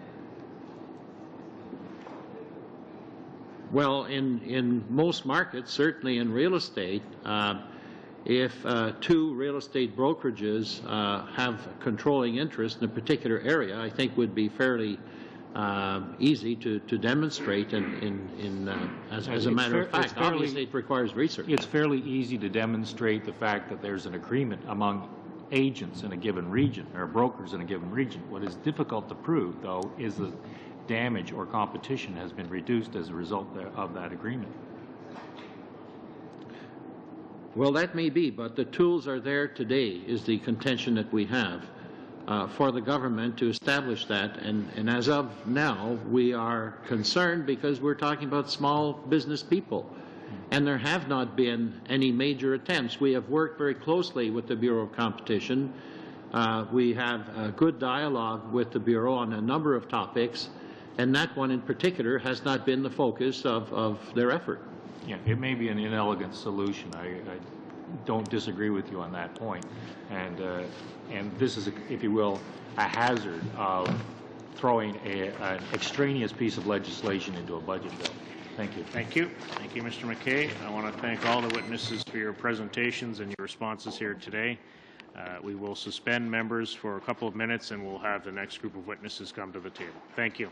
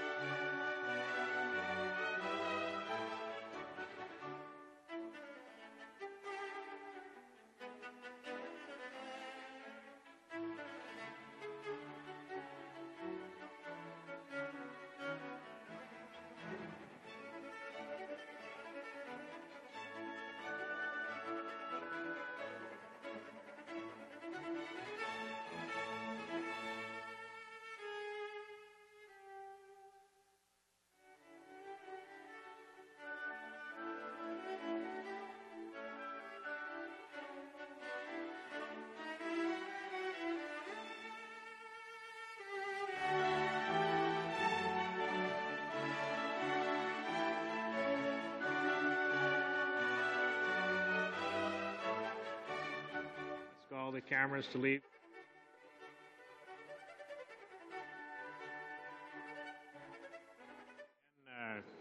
Six organizations here for our second panel. In the order, we have the Canadian Trucking Alliance, the Confédération des Syndicats Nationaux, the Quebec Forest Industry Council, Quebec Federation of University Students, the Canadian Federation of Students, and the Association of Universities and Colleges of Canada. If we could proceed in that order for each of your 5-minute presentations, and then we'll go to questions from members. Thank you all for coming in on very short notice. So we'll start with Mr. Bradley, please. Thank you very much, Mr. Chairman, members of the committee. My name is David Bradley, and I'm CEO of the Canadian Trucking Alliance. Trucking is the preferred mode of freight transportation in Canada. We haul about 90% of all consumer products and foodstuffs, as well as 2/3 by value of Canada's trade with the United States. In normal times, the industry employs over 400,000 Canadians, who in turn hail from virtually every community in the country. Trucking is the major contributor to GDP of all the transportation modes. Trucks aren't necessarily the cheapest way of moving freight, but it's the service that truckers provide, the door-to-door small shipments of time-sensitive freight, that sets the industry apart from its competition. It's been said that the just-in-time inventory system and time-definite logistics systems, which are so much a part of our competitive situation today, have been built around trucks. CTA is a federation of the provincial trucking associations in Canada, representing over 4,500 trucking companies from all provinces of all size and serving every industrial sector in the country. Our members are involved in all facets of the business, from short pickup and delivery, local pickups and deliveries, to long-distance cross-border movements. The intermodal freight system relies upon trucks to start or complete every shipment. As such, trucking is perhaps the best leading indicator of economic activity that there is. We're a drive-demand industry. As the economy goes, so goes trucking. My members feel every economic jolt. We are usually the first in and the first out of a slowdown, often by 6 months or more. While perhaps no one could have foreseen the financial crisis that has rocked world markets in recent months, which has certainly exacerbated the economic situation in North America and beyond, the fact is that the trucking industry in many parts of the country, but starting particularly in central Canada, has been grappling with a freight recession for over 18 months now. The significant deterioration in freight volumes that our industry began experiencing a year and a half or more ago was clearly a harbinger of what was to come for the overall economy, a point we attempted to make in the pre-budget consultations in each of the previous 2 federal budgets.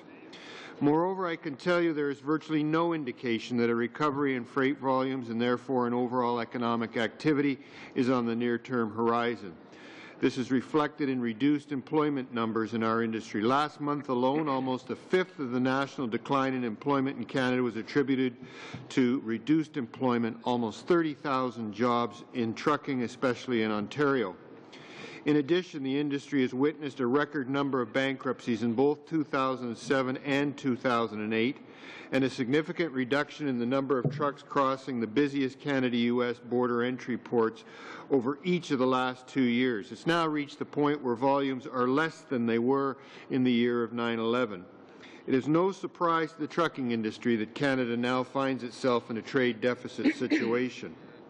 The moderation in the price of diesel fuel and the depreciation in the value of Canadian dollar in recent months have come too late in the current business cycle to be of much benefit. And of course, the fact is that our biggest customer, the United States, simply isn't buying.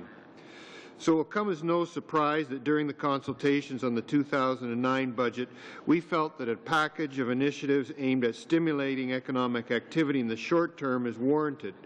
But we also believe that those measures should be in the long-term competitive interest of the Canadian economy. For example, we welcomed the announcement on the part of the federal government in concert with the provinces to accelerate the investment in infrastructure such as highways and bridges. We believe, however, that infrastructure dollars should be invested strategically. When it comes to highways and bridges, it is important to us that most of the funding goes to projects that are part of the country's key economic corridors. We were pleased that a number of the projects recommended by CTA and the provincial trucking associations were specifically mentioned in the budget. In addition to a strategic infrastructure program, we believe there also needs to be a meaningful program of measures introduced to get consumers, both the public and businesses, purchasing and investing again. We acknowledge that the budget contains some modest measures for business, such as the increase in the annual amount of active business income eligible for the reduced small business federal corporate income tax rate and the 100% CCA write-off for computers and software. We have also received early positive indications from our vehicle financing companies with regard to the creation of the $12 billion Canadian Secured Credit Facility to support financing of vehicles and equipment for consumers and businesses. And you had to look deep into the Notice of Ways and Means, but the budget also calls for a repeal of an arcane provision of the customs tariff, Section 9801.10, which had technically at least required Canadian trucking companies to pay duty and taxes on U.S. trailers in cross-border moves. Whether in combination with these and the other budget measures, whether that's enough to provide short-term stimulus remains to be seen. I can only say that we hope so. We recognize there are and will continue to be many demands on the federal government from many sectors seeking inclusion in a stimulus package. I can only speak for trucking. We don't expect government to solve all of our problems, but there is a role for the federal government to facilitate positive long-term change in industries like ours. As I stated previously, the trucking industry is the major contributor to GDP of all the freight transportation modes, and as such has a major potential role to play in the economic turnaround. The industry's ability to invest in new equipment, trucks, trailers, and other equipment, not for expansion in these times, but to replace older, worn-out equipment with safer and more environmentally friendly equipment, has been severely impaired over the last 2 years. So we were disappointed by the absence of some other measures that we had been proposing, that we believe are not only justifiable in these difficult times, but also justifiable in terms of sound and appropriate tax policy in the country's long-term economic, safety, and environmental goals. Mr. Bradley, could I ask you to conclude, please? I'm moving. Yeah. Specifically, we talked to you during the budget consultations about a program to accelerate the penetration of smog-free trucks and fuel efficiency devices that will tackle GHG. We didn't see anything. We wanted to see the implementation of the 2-cent per litre reduction in the federal excise tax on diesel fuel. We didn't see that. Not only does that make sense, and perhaps it's not that it's cracked up to be in terms of a stimulus package, but it is sound economic and tax policy. That tax should have been woven in with the GST back 20 years ago. And finally, we asked for an acceleration of the capital cost allowances for trucks and tractors. Nothing different than what you provided to the railways in 2008 and to other sectors of the economy, but that didn't come to our industry. Again, fundamental long-term sound tax policy. Okay. So in closing, no industry feels the pain or understands the economy and that these are challenging times better than trucking. We believe that an appropriate response to the immediate challenges, but also to long-term sound tax policy for our sector to rid us of some of the issues we've been dealing with and laboring with for years. Thank you very much. Thank you. Monsieur Patry. Merci beaucoup, Monsieur le Président. Thank you very much, Mr. Chair. I wish to thank the Standing Committee on Finance to allow the CSN, the Confederation of National Unions, to express its opinion on Bill C-10. Our association represents 310 members throughout Quebec, throughout Canada, in many sectors. During this time of financial crisis, during this full-blown recession, the Conservative government has finally tabled a budget that contains a stimulus package. Regardless of what is said, the CSN believes that this budget is unacceptable and unfair for the unemployed, for older workers, for women, and for Quebec. In addition, the attack on the right to negotiate wages in Quebec is totally unacceptable. There are other fundamental issues such as equalization and federal transfers, as well as transfers to sectors in difficulty, the employment insurance program, the tax burden, and climate change, as well as fundamental rights, were issues that remain unresolved. The changes announced in the budget with respect to equalization are unacceptable. It will cost Quebec at least $1 billion this year and up to $2 billion next year. Not only is the federal government depriving Quebec of the means to confront this crisis, but it is forcing the province to run a budgetary deficit at one of the worst moments possible. With respect to equalization, Ontario will benefit from a change to the program, which should also apply to Quebec. In fact, the federal government announced on the 24th of December 2008 that the treatment of dividends paid out by Hydro One to the government of Ontario would be changed. These dividends should be considered as income to the tax base. As well, federal transfers to healthcare, education, and social did not increase at the same pace for Quebec compared to recent years, and that they do not meet current needs per capita. In fact, the government of Quebec is going to need an additional $8 billion in real terms, particularly in the area of post-secondary education. The budget contains other examples of fiscal imbalance and the exacerbation of this situation. It is totally going against Quebec jurisdiction, particularly with respect to the implementation of a single securities regulator. The CSN believes that the budget is unfair between the different regions of Canada, not only with respect to financial transfers, but also how certain economic sectors are being treated between the regions. Ontario is receiving close to $4 billion for the automobile sector.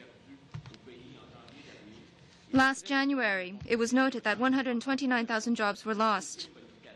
And in fact, there's going to be no boosting of the employment insurance program, nor any changes to make eligibility more flexible and wide.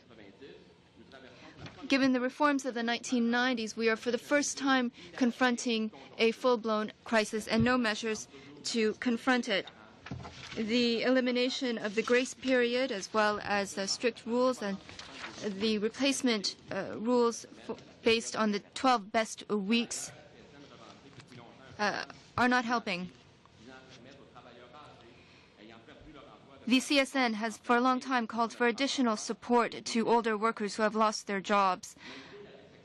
And once again, the government has refused to help older workers acquire new skills.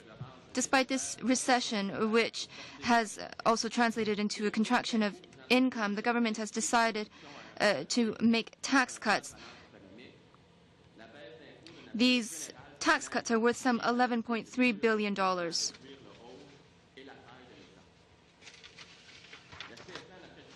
The CSN has calculated that the cumulative tax cuts introduced by the Conservatives this fiscal year of 2009-2010, including those of the last budget, will total $82 billion. Alone for this year, the government will be deprived of $29.2 billion. We deplore this budget, just as we have deplored other budgets, and Canada is even further from meeting its objectives of the Kyoto Protocol. Even though Canada signed the Kyoto Protocol, greenhouse gases have actually been increased and are 33% over the targets. In fact, any of the changes that have been introduced are only going to benefit oil producers. With respect to wage negotiation, there's going to be a freeze of 1.5% over any pay increases, whereas it had already been set at 2%, which is a negation of what was previously agreed upon and goes against our standards. We believe that this is a serious violation. Women are also being penalized. The government has also redefined the category of work, particularly work traditionally held by women. So we are asking for this government to repeal those measures with respect to pay equity and adopt a more proactive piece of legislation. Thank you. Mr. Chevrette. Thank you. In order to facilitate your task, I'll just take the last 2 minutes from my colleague, Mr. Vincent. Let's talk about the crisis. Everybody knows that there's a crisis. What is surprising is that it's taken us 6 months to wake up to the fact that we are in a major crisis. To begin, I want to deconstruct the argument being advanced by many politicians that we can't provide support to the forestry industry. Please stop saying that. That is a false statement. It is intellectually dishonest to say such a thing. Just read the argument advanced by the coalition, and we'll be able to tell you that a guaranteed loan at a commercial rate is not being challenged. So don't say that it's impossible. It's totally feasible. I'm very pleased for the 500,000 workers in the automobile sector. However, I'm very disappointed on behalf of all the workers in the forestry industry. We have lost some 42% in Quebec, and nobody came to help us. There were measures, but who's benefiting from these measures? If we don't come up with a guaranteed loan program, if there's no financing, who is going to benefit? It's going to be a great budget for those who will have been spared of the agony.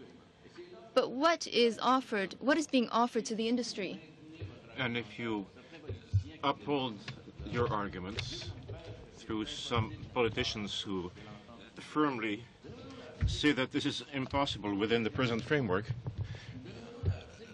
give me the sections from the NAFTA agreement or on the labor agreement that support this point of view. And you can read the American coalition's arguments and you'll see that you're being mean. This doesn't stand up to analysis. And it's even pernicious at this particular time to say to the population that we cannot help it because we have an agreement. Stop saying that, because it's not true. And we were expecting fair treatment about this. We don't have it.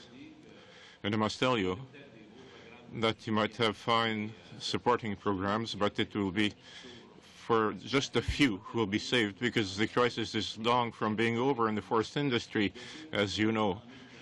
From 2,200,000 in the United States, we came down to 406,000 permits or licenses in the United States last week. So you can see the dramatic state of exports.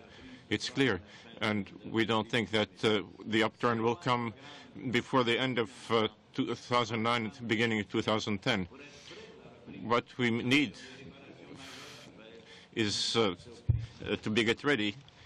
Some have major repairs, and this is not even credited to them now. And some would like to profit from the crisis to invest, and they can't invest. They have no money.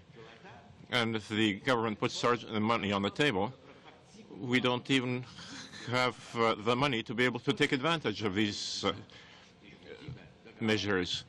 And I beg you to reflect and think and see if you can help after all, because if this can be dramatic in the car industry, then I think in Quebec there are hundreds of small villages that are 100% dependent on forestry.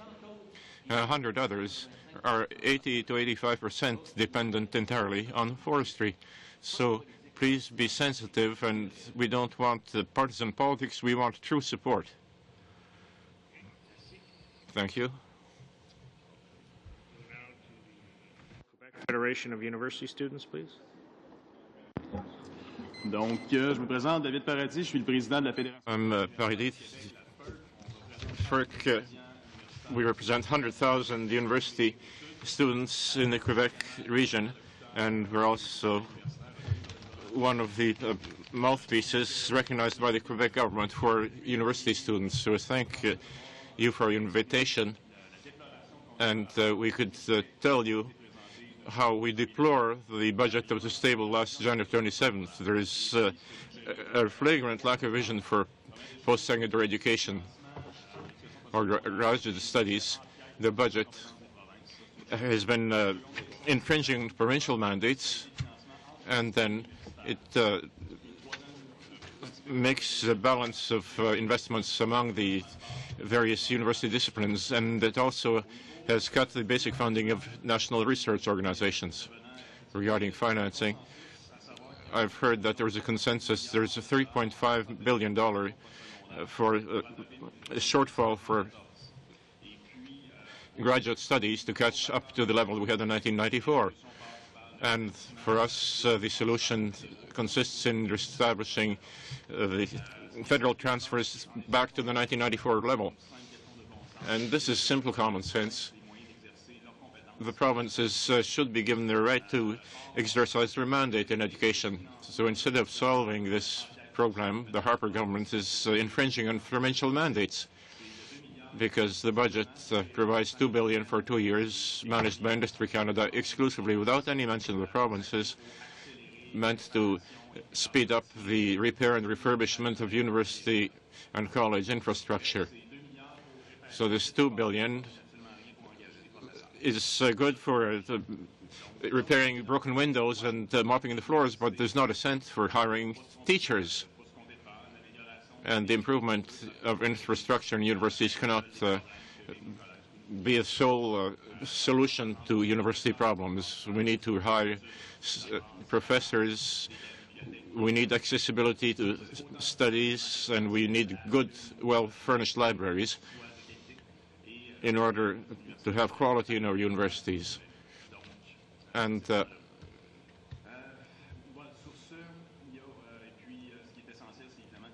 basically, the provinces must be efficient with the university field, and it's up to them to choose how they will spend these resources, and certainly not Industry Canada.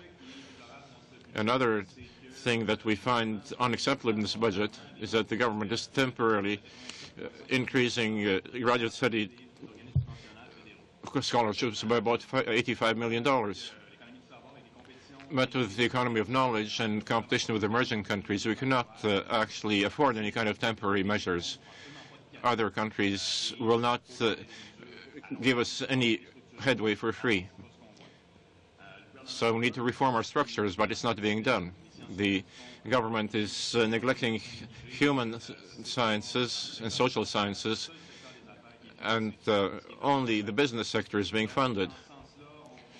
So we note that the National Human Research Council gets $725 million, and the others will get double, $35 million. So in human sciences, economics, social work, public administration are less interesting. So these human sciences disciplines have been dropped, and this shows that they have a very disconnected and narrow vision. Another point is that national research organizations have been cut. Successive cuts up to $17, $43, and $47 million coming over the 3 coming years, without counting the Genome Canada, $130 million a year and 2,000 jobs. And this is in a time that the job market is contracting. And with the current state of the world economics and the competition out there, we're not going to be able to distinguish ourselves through research on the international level. So we deplore the narrow vision of this budget regarding graduate studies, and this budget has a very doubtful conception of knowledge. The government would rather invest in concrete than in grey matter.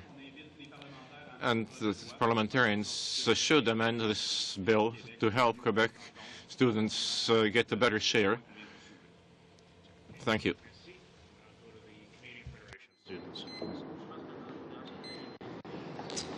Okay, well, thank you, Mr. Chair, and thanks to the members of the committee for inviting the Canadian Federation of Students to appear today. I will be addressing three facets of the budget: the infrastructure for universities and colleges, research funding, and the student loan crackdown. The 2009's budget allocation of $1 billion in 2009 and $1 billion in 2010 for campus infrastructure is a significant commitment to our public institutions. But for reasons that have yet to be articulated, only a quarter of this funding will be distributed to colleges and technical institutes, and this is a regrettable apportioning of this funding. But beyond the college and university split, the government has decided that there should be at least two caveats to receiving this funding, both of which the Canadian Federation of Students opposes. First, the infrastructure funding will be directed to primarily research facilities, and this is unhelpful. Research facilities already have a significant amount of federal funds flowing to them, including the Canada Foundation for Innovation. Many institutions, large and small, but perhaps especially the small, will not benefit from the infrastructure funding because their needs lay elsewhere, in classrooms, residences, and offices, to name a few. The second caveat, that federal dollars for infrastructure be matched, is also unhelpful. Many institutions with urgent needs will likely have difficulty leveraging that funding from provincial governments, or worse, from a private sector already limping because of a recession. We urge you to remove these two criteria from the campus infrastructure funding. I'll move on now to address the research funding in January's budget.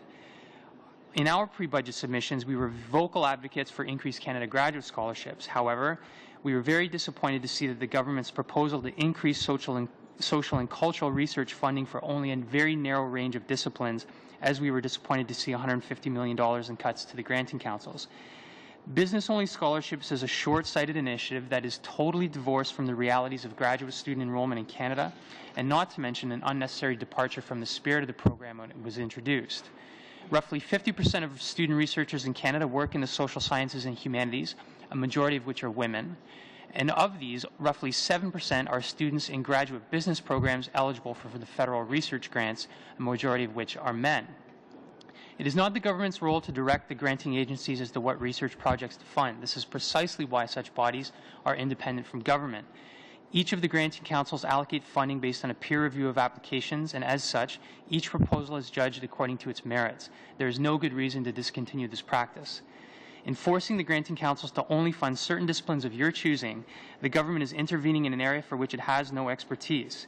As with the strings attached to the CFI in the budget, the Minister of Industry is masquerading as an expert where he is not, and bureaucrats in Industry Canada are taking on responsibilities that they have no business doing. The government's interference is unwelcome and contrary to proper science. We implore you to let the experts do their work and give research grants to those who deserve them, business students or otherwise. I'll finish my remarks today by discussing the unanticipated student loan crackdown that crept into Budget Bill C-12. And it's not so much that we oppose measures that increase the integrity of the Canada Student Loans Program, or that we would counsel anyone to commit fraud on their applications. But what is frustrating about the legislation, starting at about Section 358, is how the government is diagnosing problems. If students and their families are actually desperate enough to tweak their student loan applications to go even deeper into debt than they technically should be, their real needs are not the problem. The problem is with government underfunding and unaffordable post-secondary education. The problem is a flawed application process that does not meet the needs of average income earners. The budget's unanticipated student loan changes could target those for whom Canada's student debt-based system has failed. We encourage the committee members to make sure that the budget legislation attacks the causes and not simply the symptoms of an underfunded public university and college sector. In closing, the government has correctly identified several areas of need in post-secondary education and research. However, the level of interventionism associated with the spending is either misguided or simply detrimental to the budget's stated goals. But thanks again for this opportunity to discuss the budget, and I look forward to your questions. Thank you. We'll go now to Ms. Morris, please. Thank you, Mr. Chairman, and thank you for the opportunity to present AUCC's views regarding the Budget Implementation Bill. Tous s'entendent pour dire que l'enjeu du budget fédéral. I'd say that the federal budget had to find the most effectively stimulus to the Canadian economy during the most significant global economic downturn in decades. Universities responded quickly to this downturn in an open letter to Canadians released last October that affirmed their commitment to maintaining and enhancing their role as key contributors to the country's economy and to supporting local industries and communities in their efforts to weather these challenging times. Over the course of the following few months, the AUCC, on behalf of Canadian universities, advocated to all parties in Parliament for a package of investments that would assist the country to attain both its short-term and longer-term objectives. Specifically, we proposed investments in university infrastructure in order to make an important contribution to job creation in many communities across Canada. We also asked that the federal government maintain its investment in university research to support Canada's longer-term knowledge and people advantages, which are essential to successfully emerge from this economic downturn.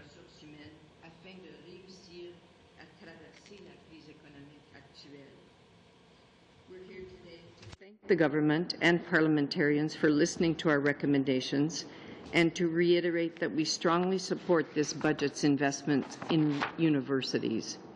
And I'd like to just briefly highlight the magnitude of the investment in post-secondary infrastructure contained in this budget. As outlined in the budget documents, there will be $1 billion this year and $1 billion next year aimed at accelerating repairs, maintenance, and construction on university and college campuses. In addition, there's an immediate commitment in 2009-10 of $150 million to existing Canada Foundation for Innovation competitions, as well as $600 million for future competitions. A further $87.5 million for a 3-year expansion of Canada graduate scholarships and $3.5 million for internships in science and business was also announced. AUCCs provided further advice on the implementation of the infrastructure investments, recommending that the $2 billion in post-secondary infrastructure funding build on existing provincial post-secondary infrastructure initiatives, be administratively efficient, and support infrastructure improvements across a broad range of research and teaching facilities. And we anticipate that in the coming weeks, clear federal guidelines on the use of the funds and reporting requirements will be established. We welcome these significant investments as part of a meaningful short-term stimulus package.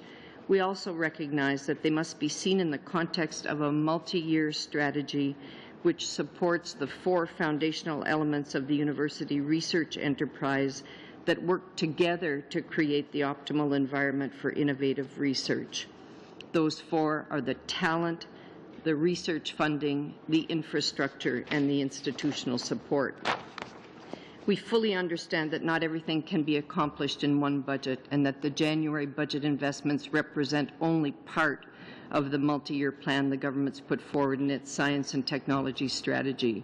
We recognize that in the 3 budgets previous to this one, new investments in S&T related activities included increases in funding for the 3 federal granting councils to expand their core programming, building upon very substantive investments in R&D from previous governments. However, we share the disappointment of our research community in the reductions of the granting council funds. We must keep pace with the international competition and the international context in which our research community operates. As part of their stimulus packages, countries around the world are now making significant investments in their research enterprises.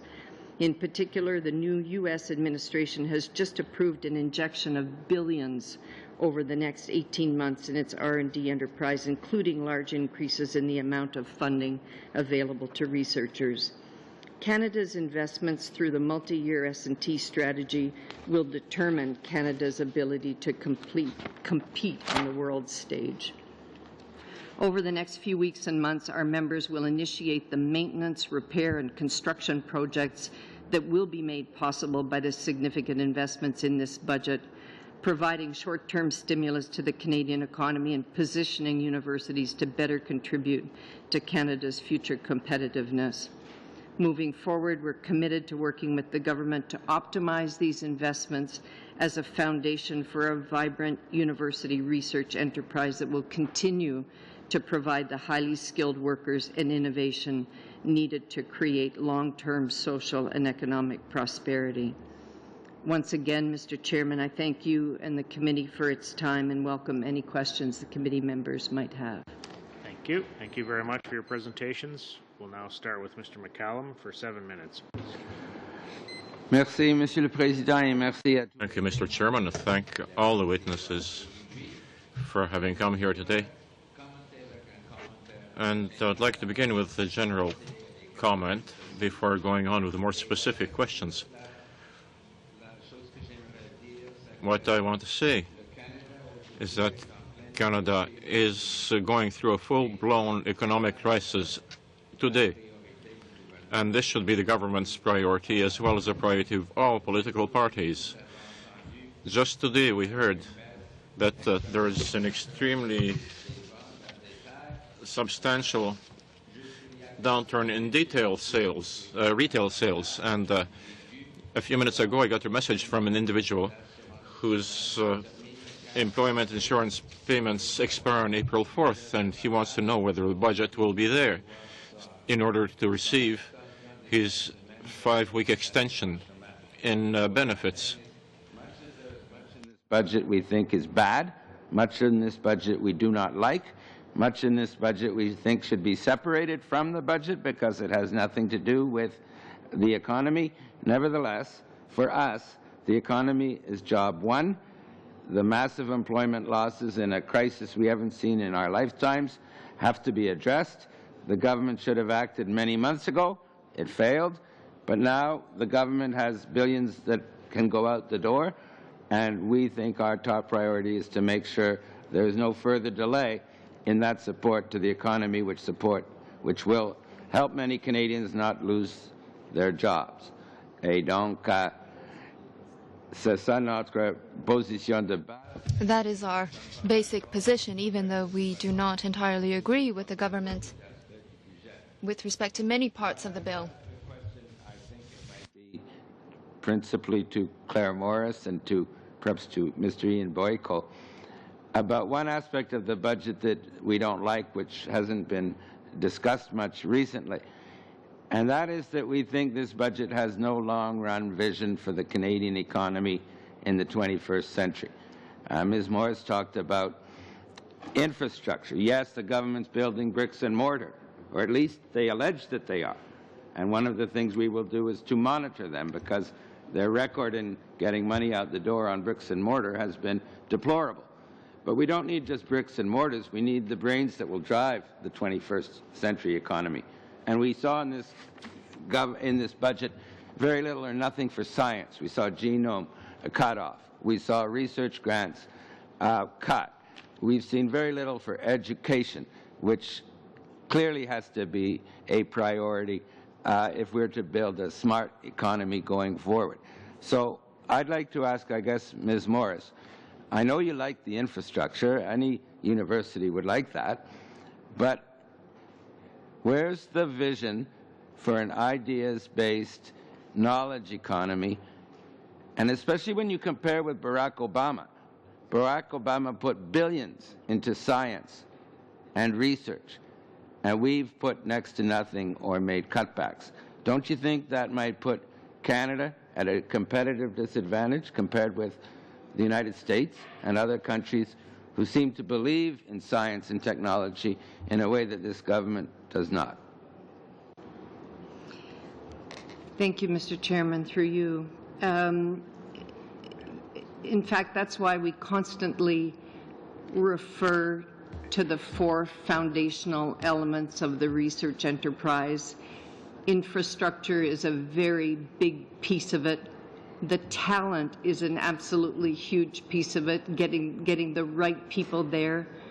The direct funding, the research funding that's available to those talented people to carry out their research, and then the institutional support that's required to support those researchers.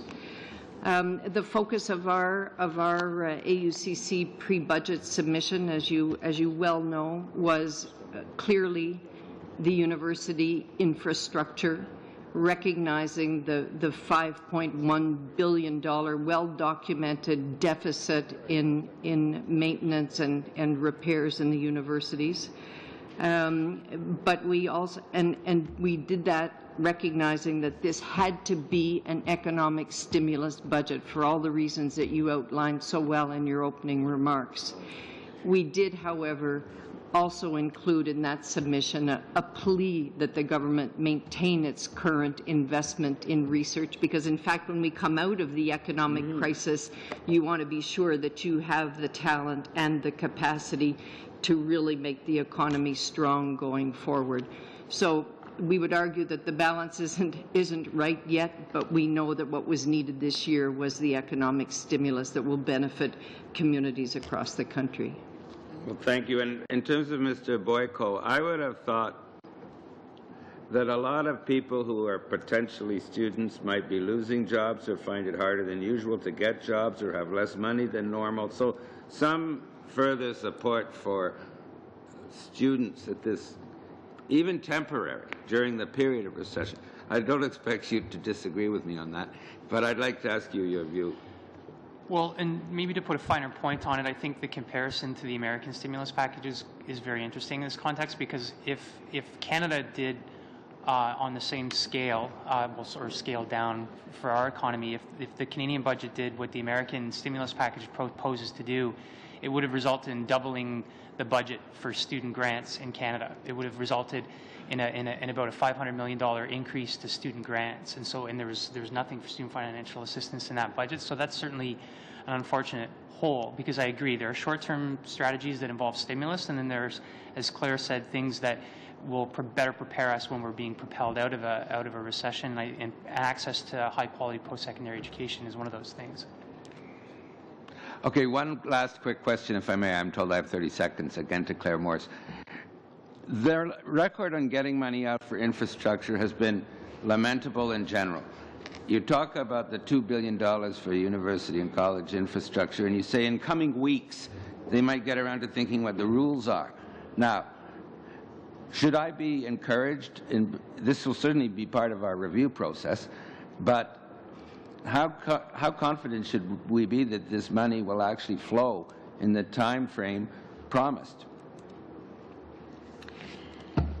Mr. Chair, I have to believe that everybody wants that money out the door so that employment can start as soon as the snow disappears. And one of the pieces of advice that we've given to Industry Canada is that there's been an incredible amount of work done at the provincial level between the provinces and their post-secondary institutions. They have a list of priority projects that are ready to go. And so finding a way to work effectively between Industry Canada and the provincial level will be part of the challenge. But again, I think we all have to believe that the main objective is to get those jobs and those projects moving this spring as soon as they can. Thank you, Ms. Morris. Thank you. We'll go to Monsieur Laforêt. Merci, Monsieur le Président. Alors, Good morning. And good morning, witnesses. Thank you for being here. Listening to our Liberal colleague, Mr. McCallum, talk and hear him tell us that in order to justify their support for this type of budget was necessary because the crisis is so huge, despite the problems that you raised.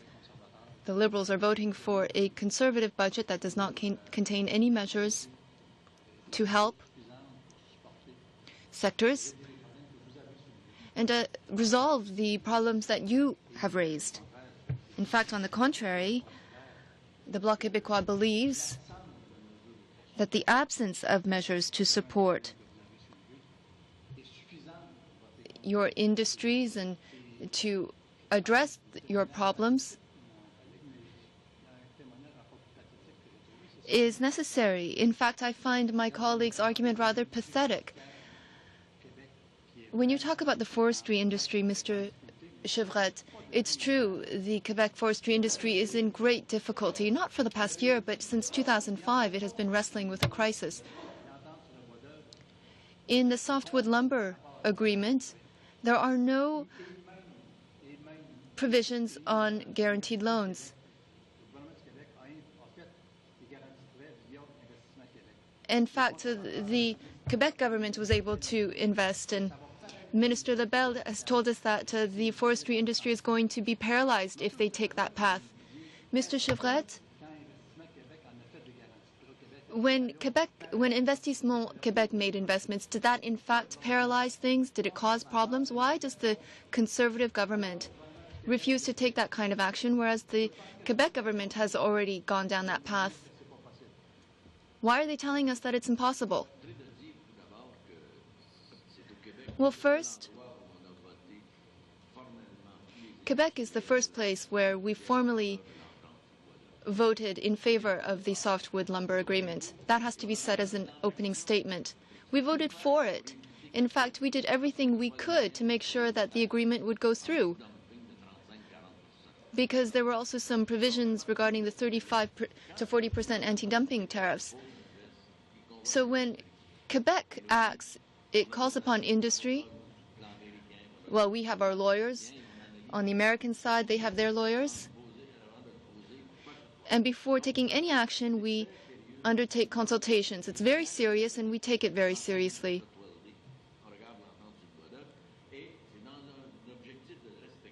And it's in a spirit of respect that we act.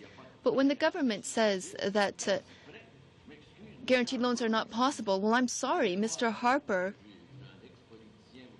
You'll forgive me because I am a former politician myself, and so I'm very aware of these issues. In Montreal in 2006, when Mr. Harper was visiting, he stated that he would guarantee loans for the forestry industry because we've been wrestling with a crisis since 2005. So what was said in 2006 doesn't apply anymore, and things have gotten worse. I'm looking for some consistency here. Second, let's look at NAFTA. Tell us how a guaranteed loan at commercial rates is contrary to what's in the agreement. Look at what's going on in the automotive sector.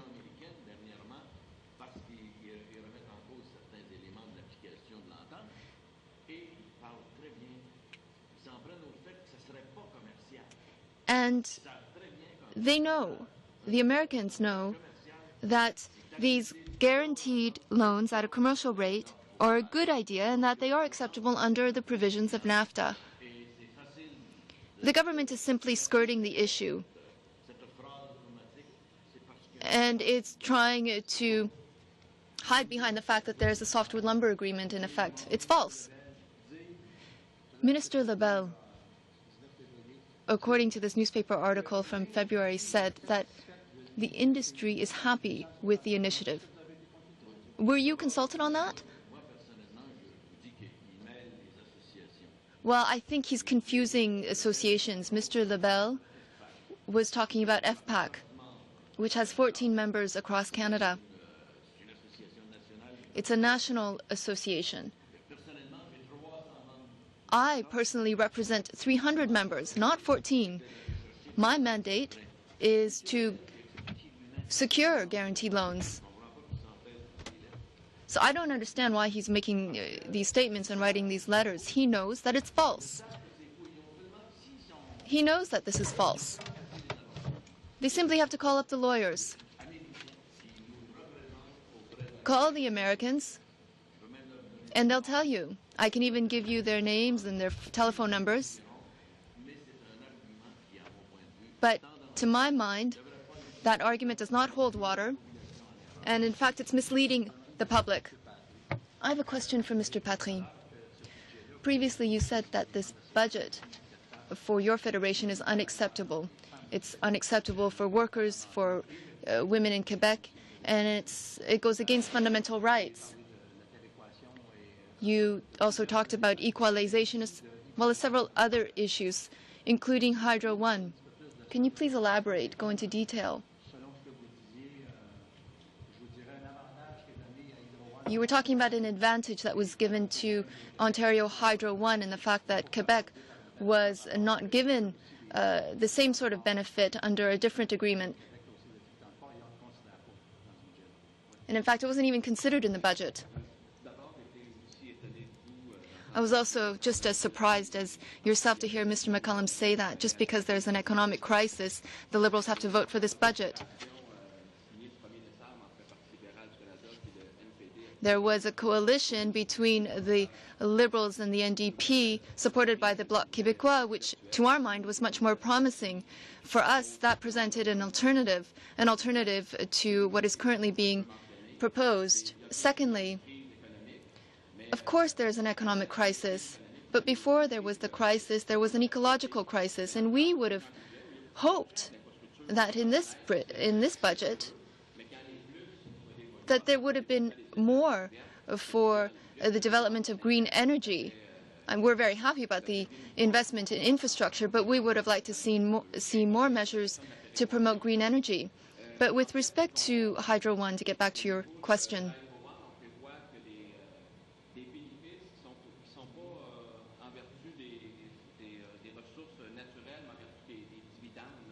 dividends posted by the company is going to be considered, and the same treatment is not being given to the Quebec utility facility. And for Quebec specifically, it was one of the major elements that really struck us. It just adds to the imbalance. Mr. Chair. Mr. Chair, a number of speakers today have referred to the state of our economy, and in particular the loss of manufacturing jobs in our economy throughout Canada. And I wanted to point out that the 2009 budget contains multiple provisions to support and encourage manufacturing in all sectors in Canada. In particular, there are significant new investments in road, bridge, and border crossing infrastructure, measures to eliminate tariffs on a range of manufacturing and machinery and equipment. There are funds for development of manufacturing in Southern Ontario under the Southern Ontario Development Funds. There are, as we know, funds for support for the auto industry in conjunction with the Ontario government. And I wonder if Mr. Bradley could comment on how many of these initiatives might impact the Canadian trucking industry. Well, obviously, I indicated in my comments that we're a derived demand industry. So anything that contributes to increased aggregate demand in the economy helps our industry. Clearly, we're suffering from the impacts, the ravages that have been imposed on our traditional customers, the manufacturers, the forestry sector, the retail sector. So to the extent that those things help, so be it. But at the same time, I think that for us to remain competitive as a nation, and also with the onus that's placed on our industry in terms of our own safety and environmental performance, that we do think there are some things germane to our sector that need to be dealt with as well. Now, as far as I'm concerned, it's this budget discussion is over. We need to be planning now for the 2010 budget, so that's why in the context I raised those things. Sure. I also understand your point, and certainly there's always more that can be done. And I want to thank you for your presentation, and I'm very confident that the Minister of Finance and others will look at those suggestions very carefully as they go forward towards the next budget. I understand that the government's projection is that the changes to, for example, the elimination of tariffs on imported machinery will affect close to $2 billion in annual imports of machinery and equipment, and provide over $440 million in savings for Canadian industry over the next 5 years. These will lower costs for Canadian producers in a variety of sectors such as forestry, energy, and food processing, many of which must purchase specialized equipment from overseas and modernize their operations. To modernize their operations and enhance productivity, I'm assuming that when this equipment comes to Canada from wherever it's coming, it has to be moved, and your industry would be very much involved in moving this equipment in. So hopefully that $2 billion in new manufacturing equipment as it moves into Canada will benefit your industry, and I certainly hope it will. Thanks very much, Mr. Chair. Mr. Decker. We'll go now to Mr. Mulcair for 7 minutes. Merci, Monsieur le Président. Thank you, Mr. Chair. It's my turn to welcome our witnesses and thank them for their presentations. My questions are for Mr. Patry and Mr. Chevrette, who respectively represent the union sector as well as the forestry sector. Now, earlier, Mr. Chevrette said that there were more than 40,000 jobs lost in the forestry sector in Quebec alone. Do you have a figure for the last 3 to 4 years for the automotive sector? Manufacturing sector, rather. In the last 3 to 4 years, approximately 140,000 jobs have been shed in Quebec.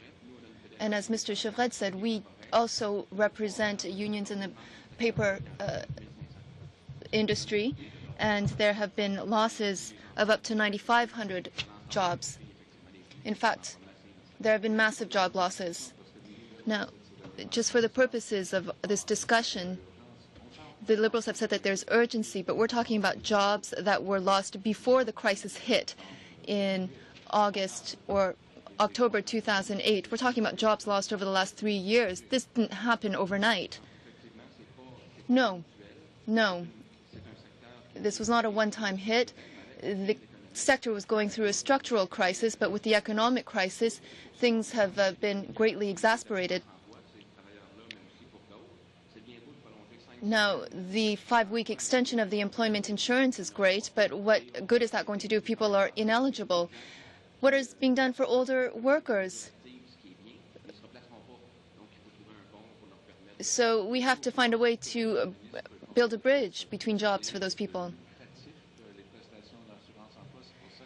So it's because the government is using that employment insurance because the government is saying that some people are using those benefits for lucrative reasons. Did you get that message? No, in fact, they've been saying so several times. Mr. Chevrette, you and I have often had the opportunity to have very heated debates. And this time we're really on the same side, particularly when it comes to your analysis. Now, you yourself are a former politician. Have you ever witnessed a government continue to maintain a lie that NAFTA and the softwood lumber agreement would constitute an obstacle to providing assistance? I've never personally witnessed that. Have you? Neither have I. You will understand that I'm rather perplexed because people are falling for it. In fact, it's false, and they continue to lie. Now, if we set a commercial rate, how is that going to influence the prices? It just simply doesn't make any sense. Now, I don't know if you'll be able to do the following, but we've called for legal opinions. In fact, the previous panel had given us a few examples of the unconstitutionality of some of these measures, and that the government was actually impeding on a fundamental right of women.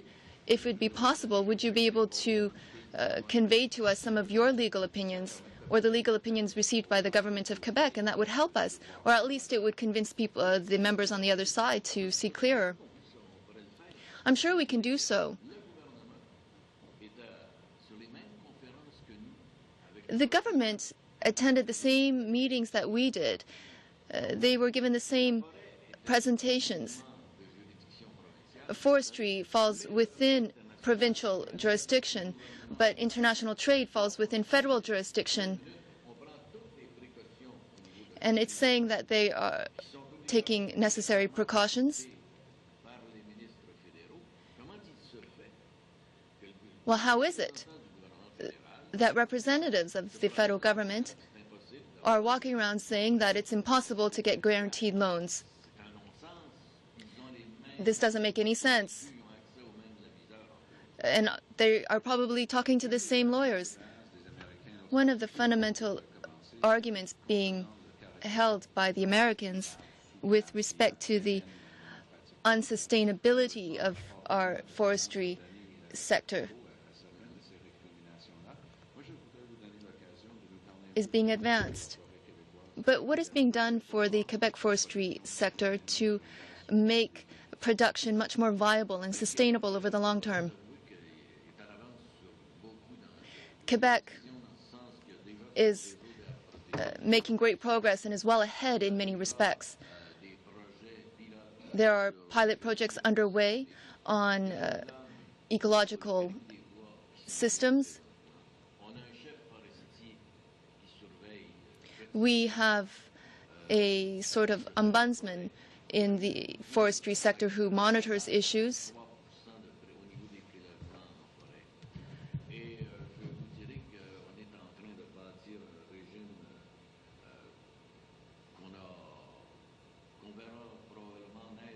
We are also trying to build up a system. There are 16 groups in Quebec, as we speak, that are working in partnership with those working in the fisheries sector, outfitters, with the municipalities, unions, the FTQ, and I think the CSN is also going to get involved. We're trying to build a network of some 20 groups to talk about sustainability of our forestry system. But I want to remind people what sustainable development means. It means protecting the environment, but it also means protecting human and social wealth and systems.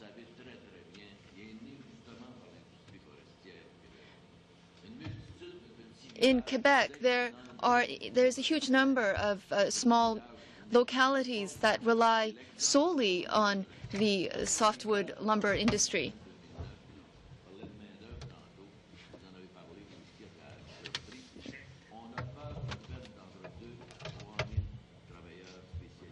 If we've lost between 2,000 to 3,000 specialized workers, we won't be ready for recovery. Chair, thank you, witnesses. My first question is to Mr. Bradley. Last week, Canadians were quite rightly charmed by President Obama and reacted quite positively to his visit. However, one of the things that he said, which seems to be somewhat problematic for us, is that they continue to have their border concerns, their concerns about security. And I was wondering whether your membership have noticed any thickening of the border in the last little while.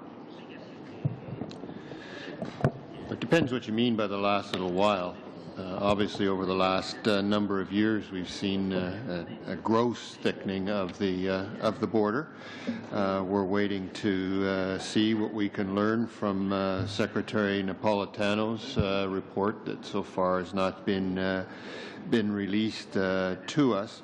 But I can tell you that right now it's not having much of an impact in terms of delays because, quite frankly, there's no freight moving. Yeah. So, you know, that's I'm concerned that when things do turn around, we will find, and we all hope they do, at some point, that we'll find ourselves in the soup again. Mm-hmm. Yeah, it's a bit perverse. No business, no problems at the border. Second question is to Ms. Morris and Mr. Boyko and you don't seem to see this $2 billion in exactly the same light. Mr. Boyko's criticism of this $2 billion was that he didn't like the way that the splits were happening between or among the institutions. He didn't like the fact that there had to be some matching monies put up. He didn't like the weighting of the money to science over humanities, and he had a number of other criticisms. I was just wondering whether you accept his criticism, or you think that you're happy to take the money by every which way you get it.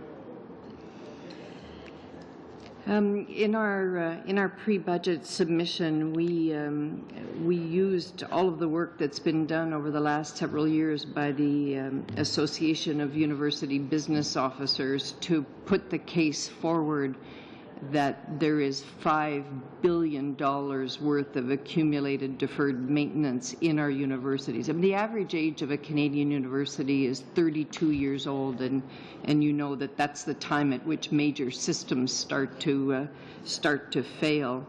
And of that 5.1 billion, 2.4 has been identified as urgent and priority. So our estimation is that with the 700 million that comes to us in year one and in year two, we will begin to address some of those needs. And I can understand that there's not enough to meet everybody's needs across the country, universities and colleges, but we felt we have a very well documented case for what's required on our university campuses. On the issue of the range of infrastructure that will be addressed, we have argued, and I said it in my statement, that the infrastructure investments be available across a broad range of research and teaching facilities. That's how the infrastructure needs have been assessed. And on your third point with respect to the matching formula, we're well aware of a number of provinces having come forward with their own commitments with respect to university post-secondary infrastructure. New Brunswick's made a major announcement and investment. Ontario's done the same. There are provinces across the country. And we're hopeful that that constitutes a good part of the matching that would be required. Both the provinces and the federal government, we believe, recognize the infrastructure needs that are there. Mr. Boyko, in light of what Ms. Morris said, do you accept her analysis?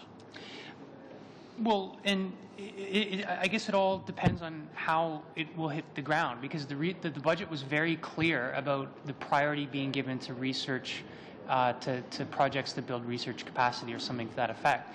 That, to me, that doesn't include teaching, or it can be interpreted to exclude teaching investments. So that's a concern for us. And so when it does hit the ground, we want to make sure that labs aren't the only thing benefiting from the infrastructure funding in the budget, that classrooms and other teaching-related facilities get that funding. And I hope it plays out that way. I don't see the word teaching in the budget when it comes to priority items. I only see research. So that's a significant concern for us. Thank you.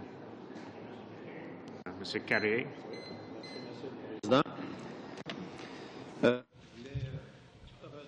I wanted to come back to the fact that we're now studying a budget, and when we hear all the drawbacks that have been detected since 10 o'clock this morning, we wonder if this budget's made to meet the needs of the population that is going through a heavy economic crisis, and most of the reproach comes from Quebec.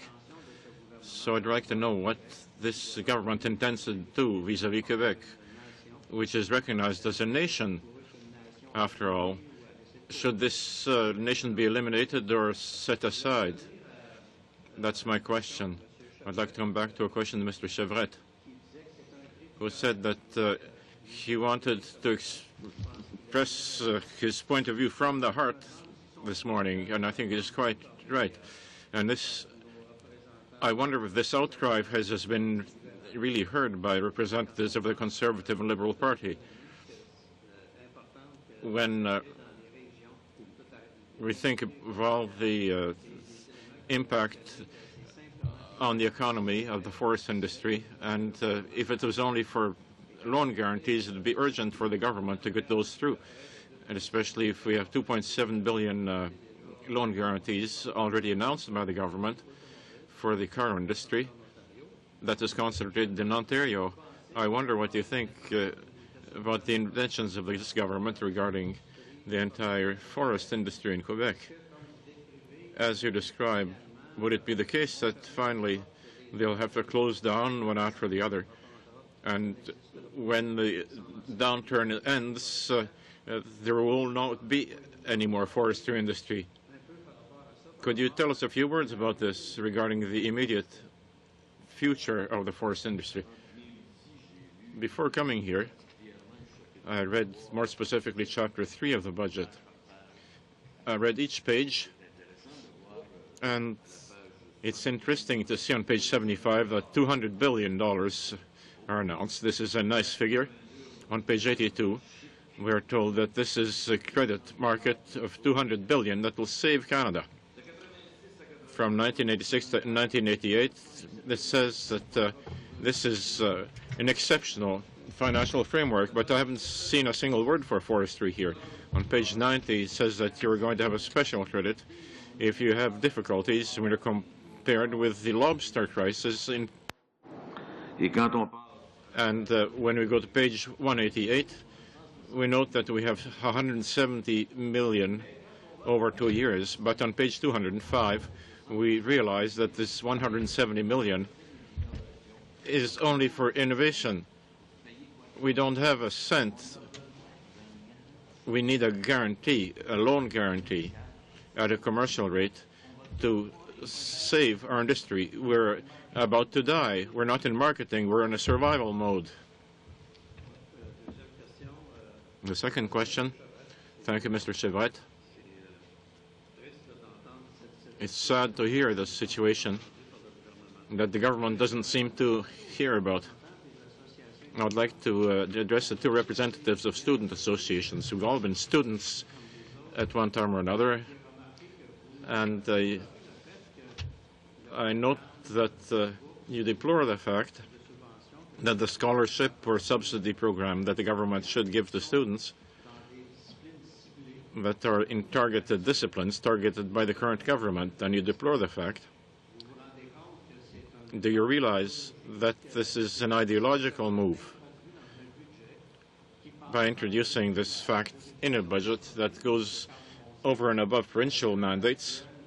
Because as we know currently in Canada, education is a provincial mandate, and the federal government in its great wisdom will target groups of students. Could you give us an answer to that? Well, what is really deplorable is the fact that education is a provincial mandate, and it's a question of funding, to getting the right funds to the provinces that they will duly spend in their own field of expertise. And this does not exclude research.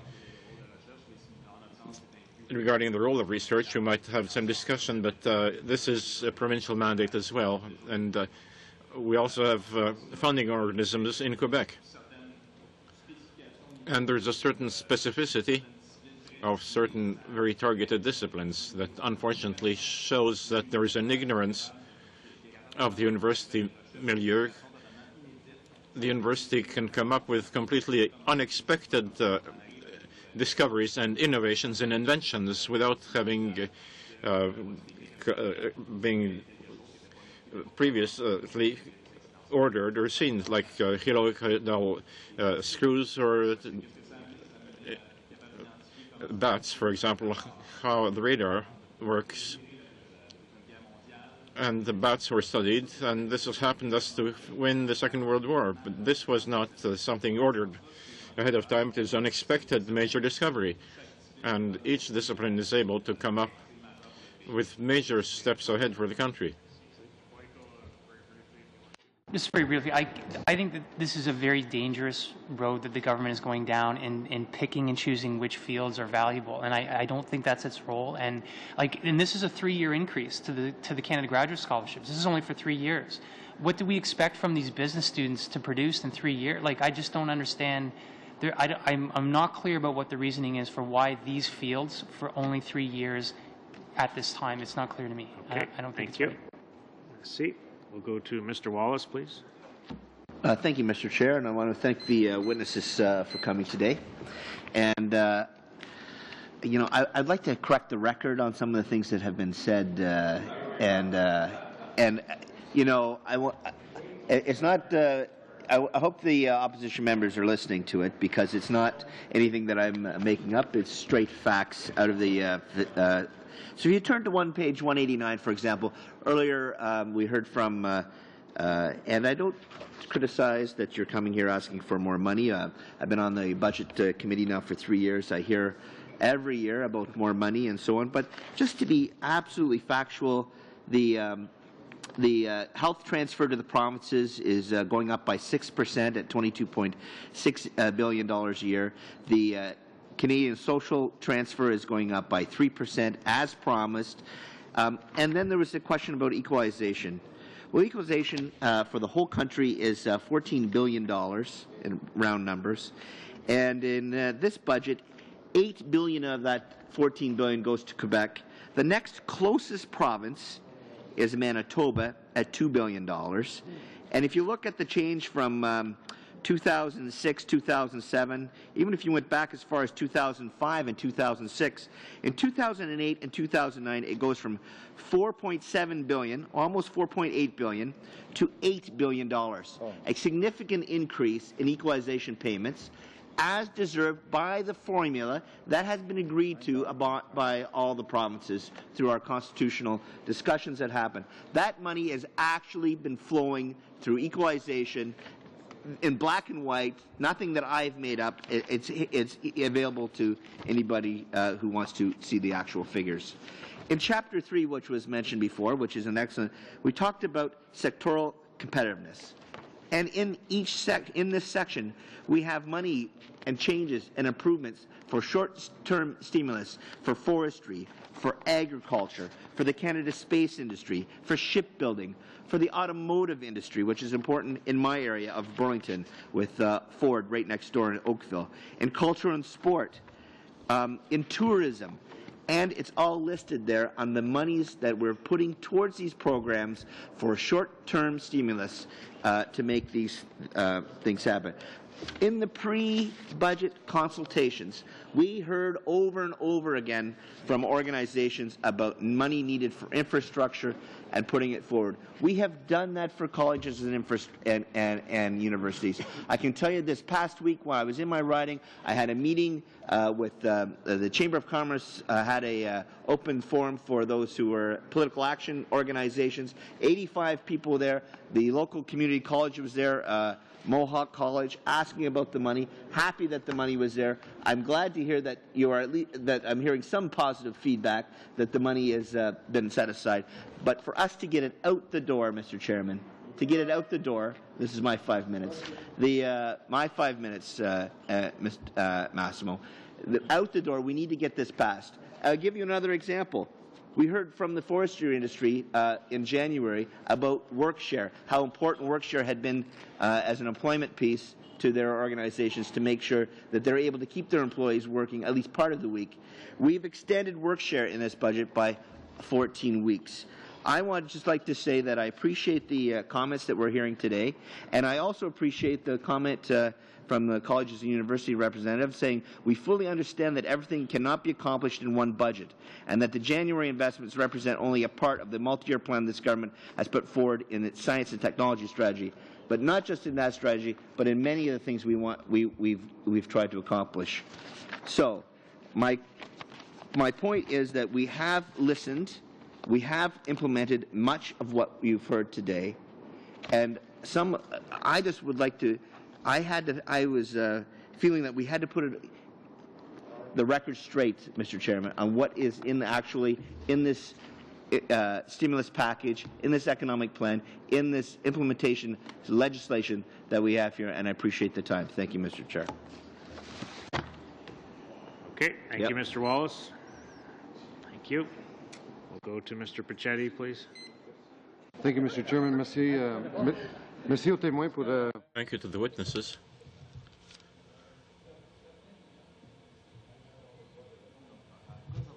After having heard Mr. Wallace's great speech, people would like to be able to answer, especially Mr. Chevrolet would like to be able to answer. Could we give them the courtesy to give them the chance to answer what we just heard? Mr. Wallace unfortunately used his time up. I sucked all the air out of the room again. There are many members here who have been making statements all day today, which, as I've been advised in the past, order, Mr. Wallace. The fact of the matter is, members have a fair amount of leeway in how they choose to use their time. Obviously, the preference for the witnesses would be for questions, but members can choose to make statements if that's how they wish to use their time. So, thank you. We'll go to Mr. Pachetti. Merci, Monsieur le Président. Je vais être bref. Thank you, Mr. Chairman. I'll be brief. In fact, I've just one brief question for you, Mr. Chevret. Last year, we put out about $1 billion in January, February 2008 for funds for the manufacturing sector, for things like for innovative ideas. And some of that should have been received in your sector. Has the money been received? Have you seen that money? These are projects that currently exist, more specifically regarding biomass and cogeneration. And we have very few projects that have seen the light of day. And thank you. If you need a shared time, we have to have work. And if when we share work, we could share it 3-2 or 4-1. But that's not the problem. Survival. And you invited me here to say this to you. I wanted to tell you that you need guarantee of loans at a commercial rate so that as soon as the turnaround comes, we'll be there. The money that was transferred last year, there was no money for the forest sector. Very sincerely, to my knowledge, the debate is especially with Quebec, with the programs that are in Quebec regarding cogeneration and biomass. There are many projects that are being studied. The Industrial Council and the universities have quite a few projects on the drawing board, but nothing concrete has been brought about. And with an accelerated capital cost allowance, would that help? I think that in the circumstances, I think that we could say yes. Yes, we've been asking for that for a long time, and we're very glad to get it. In with the forest companies are not making any money. Will some of them still be able to use that deduction? Well, we're talking about a refundable tax credit. Without that refundable, if you're not paying any taxes, where is your refundable tax credit? For coming in today, for your presentations, for your responses to our questions. Members, we will suspend for a couple minutes. You can say goodbye to the witnesses, and then we will go to some committee business immediately thereafter. We do have to approve the budget, and we have a motion by Mr. Mulcair. So I will suspend for about a minute. Thank you.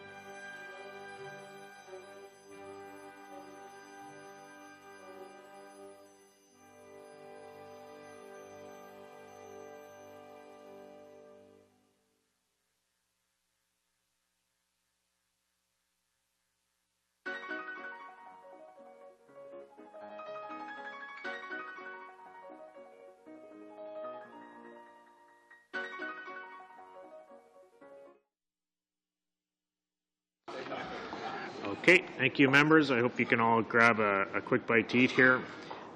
We have a motion by Mr. Mulcair, but we also, first of all, I just want to get the operational budget. We have an operational budget request. I hope all members have a copy of this. The amount requested is $20,900. Will someone move this? No? I think we have questions before we can move it. We have questions? We can move it. Yeah. What's first? So, okay. Mr. McKay is going to move that.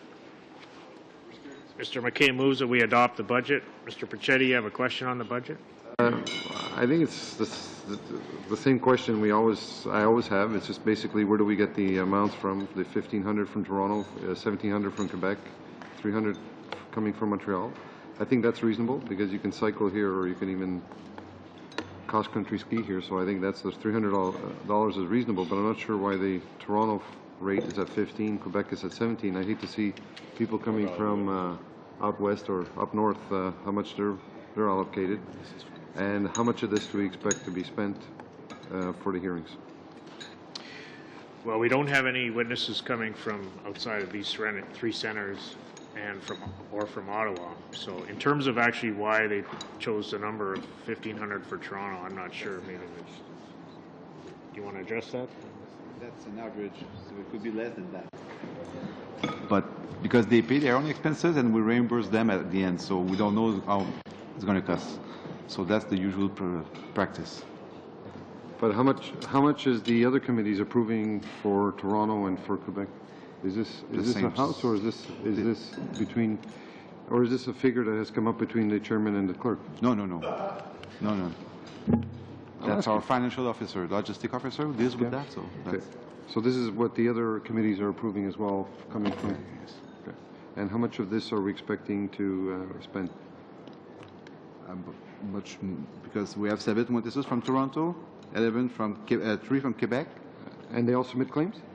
All the witnesses that come? They are entitled to. I don't know if they will do it, but usually on based on your experience.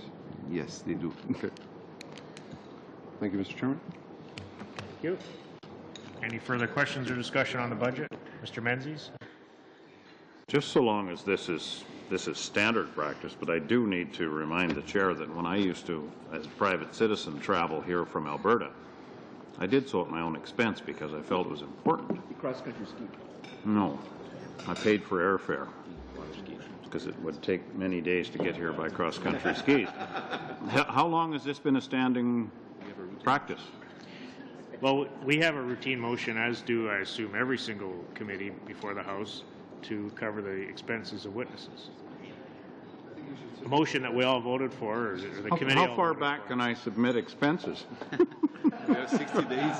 Anyway, I just wanted that point out there. Well, if the committee so desires, we have liaison committee meetings, and I can bring up the fact that this committee in particular feels that the expenses for Toronto and Quebec City are too high. If this committee wants me to raise that, I will. Yeah, I guess I'm just a little concerned. Or at least get some background from Why? logistics people as to what the cost is. Exactly. I'd be very interested in that.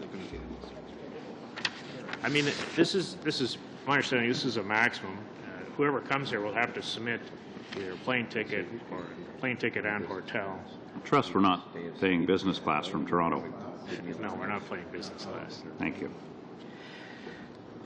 Okay, Mr. Mulcair on this point. Yeah. J'espère juste que le fait qu'on va fournir. I would only hope that just because we are providing that information to Mr. Menzies, it's going to prevent us from adopting this motion. I think it's very well explained. This amount is a maximum amount, and this amount was established within the rules of this House. And I think it's really important that we adopt it.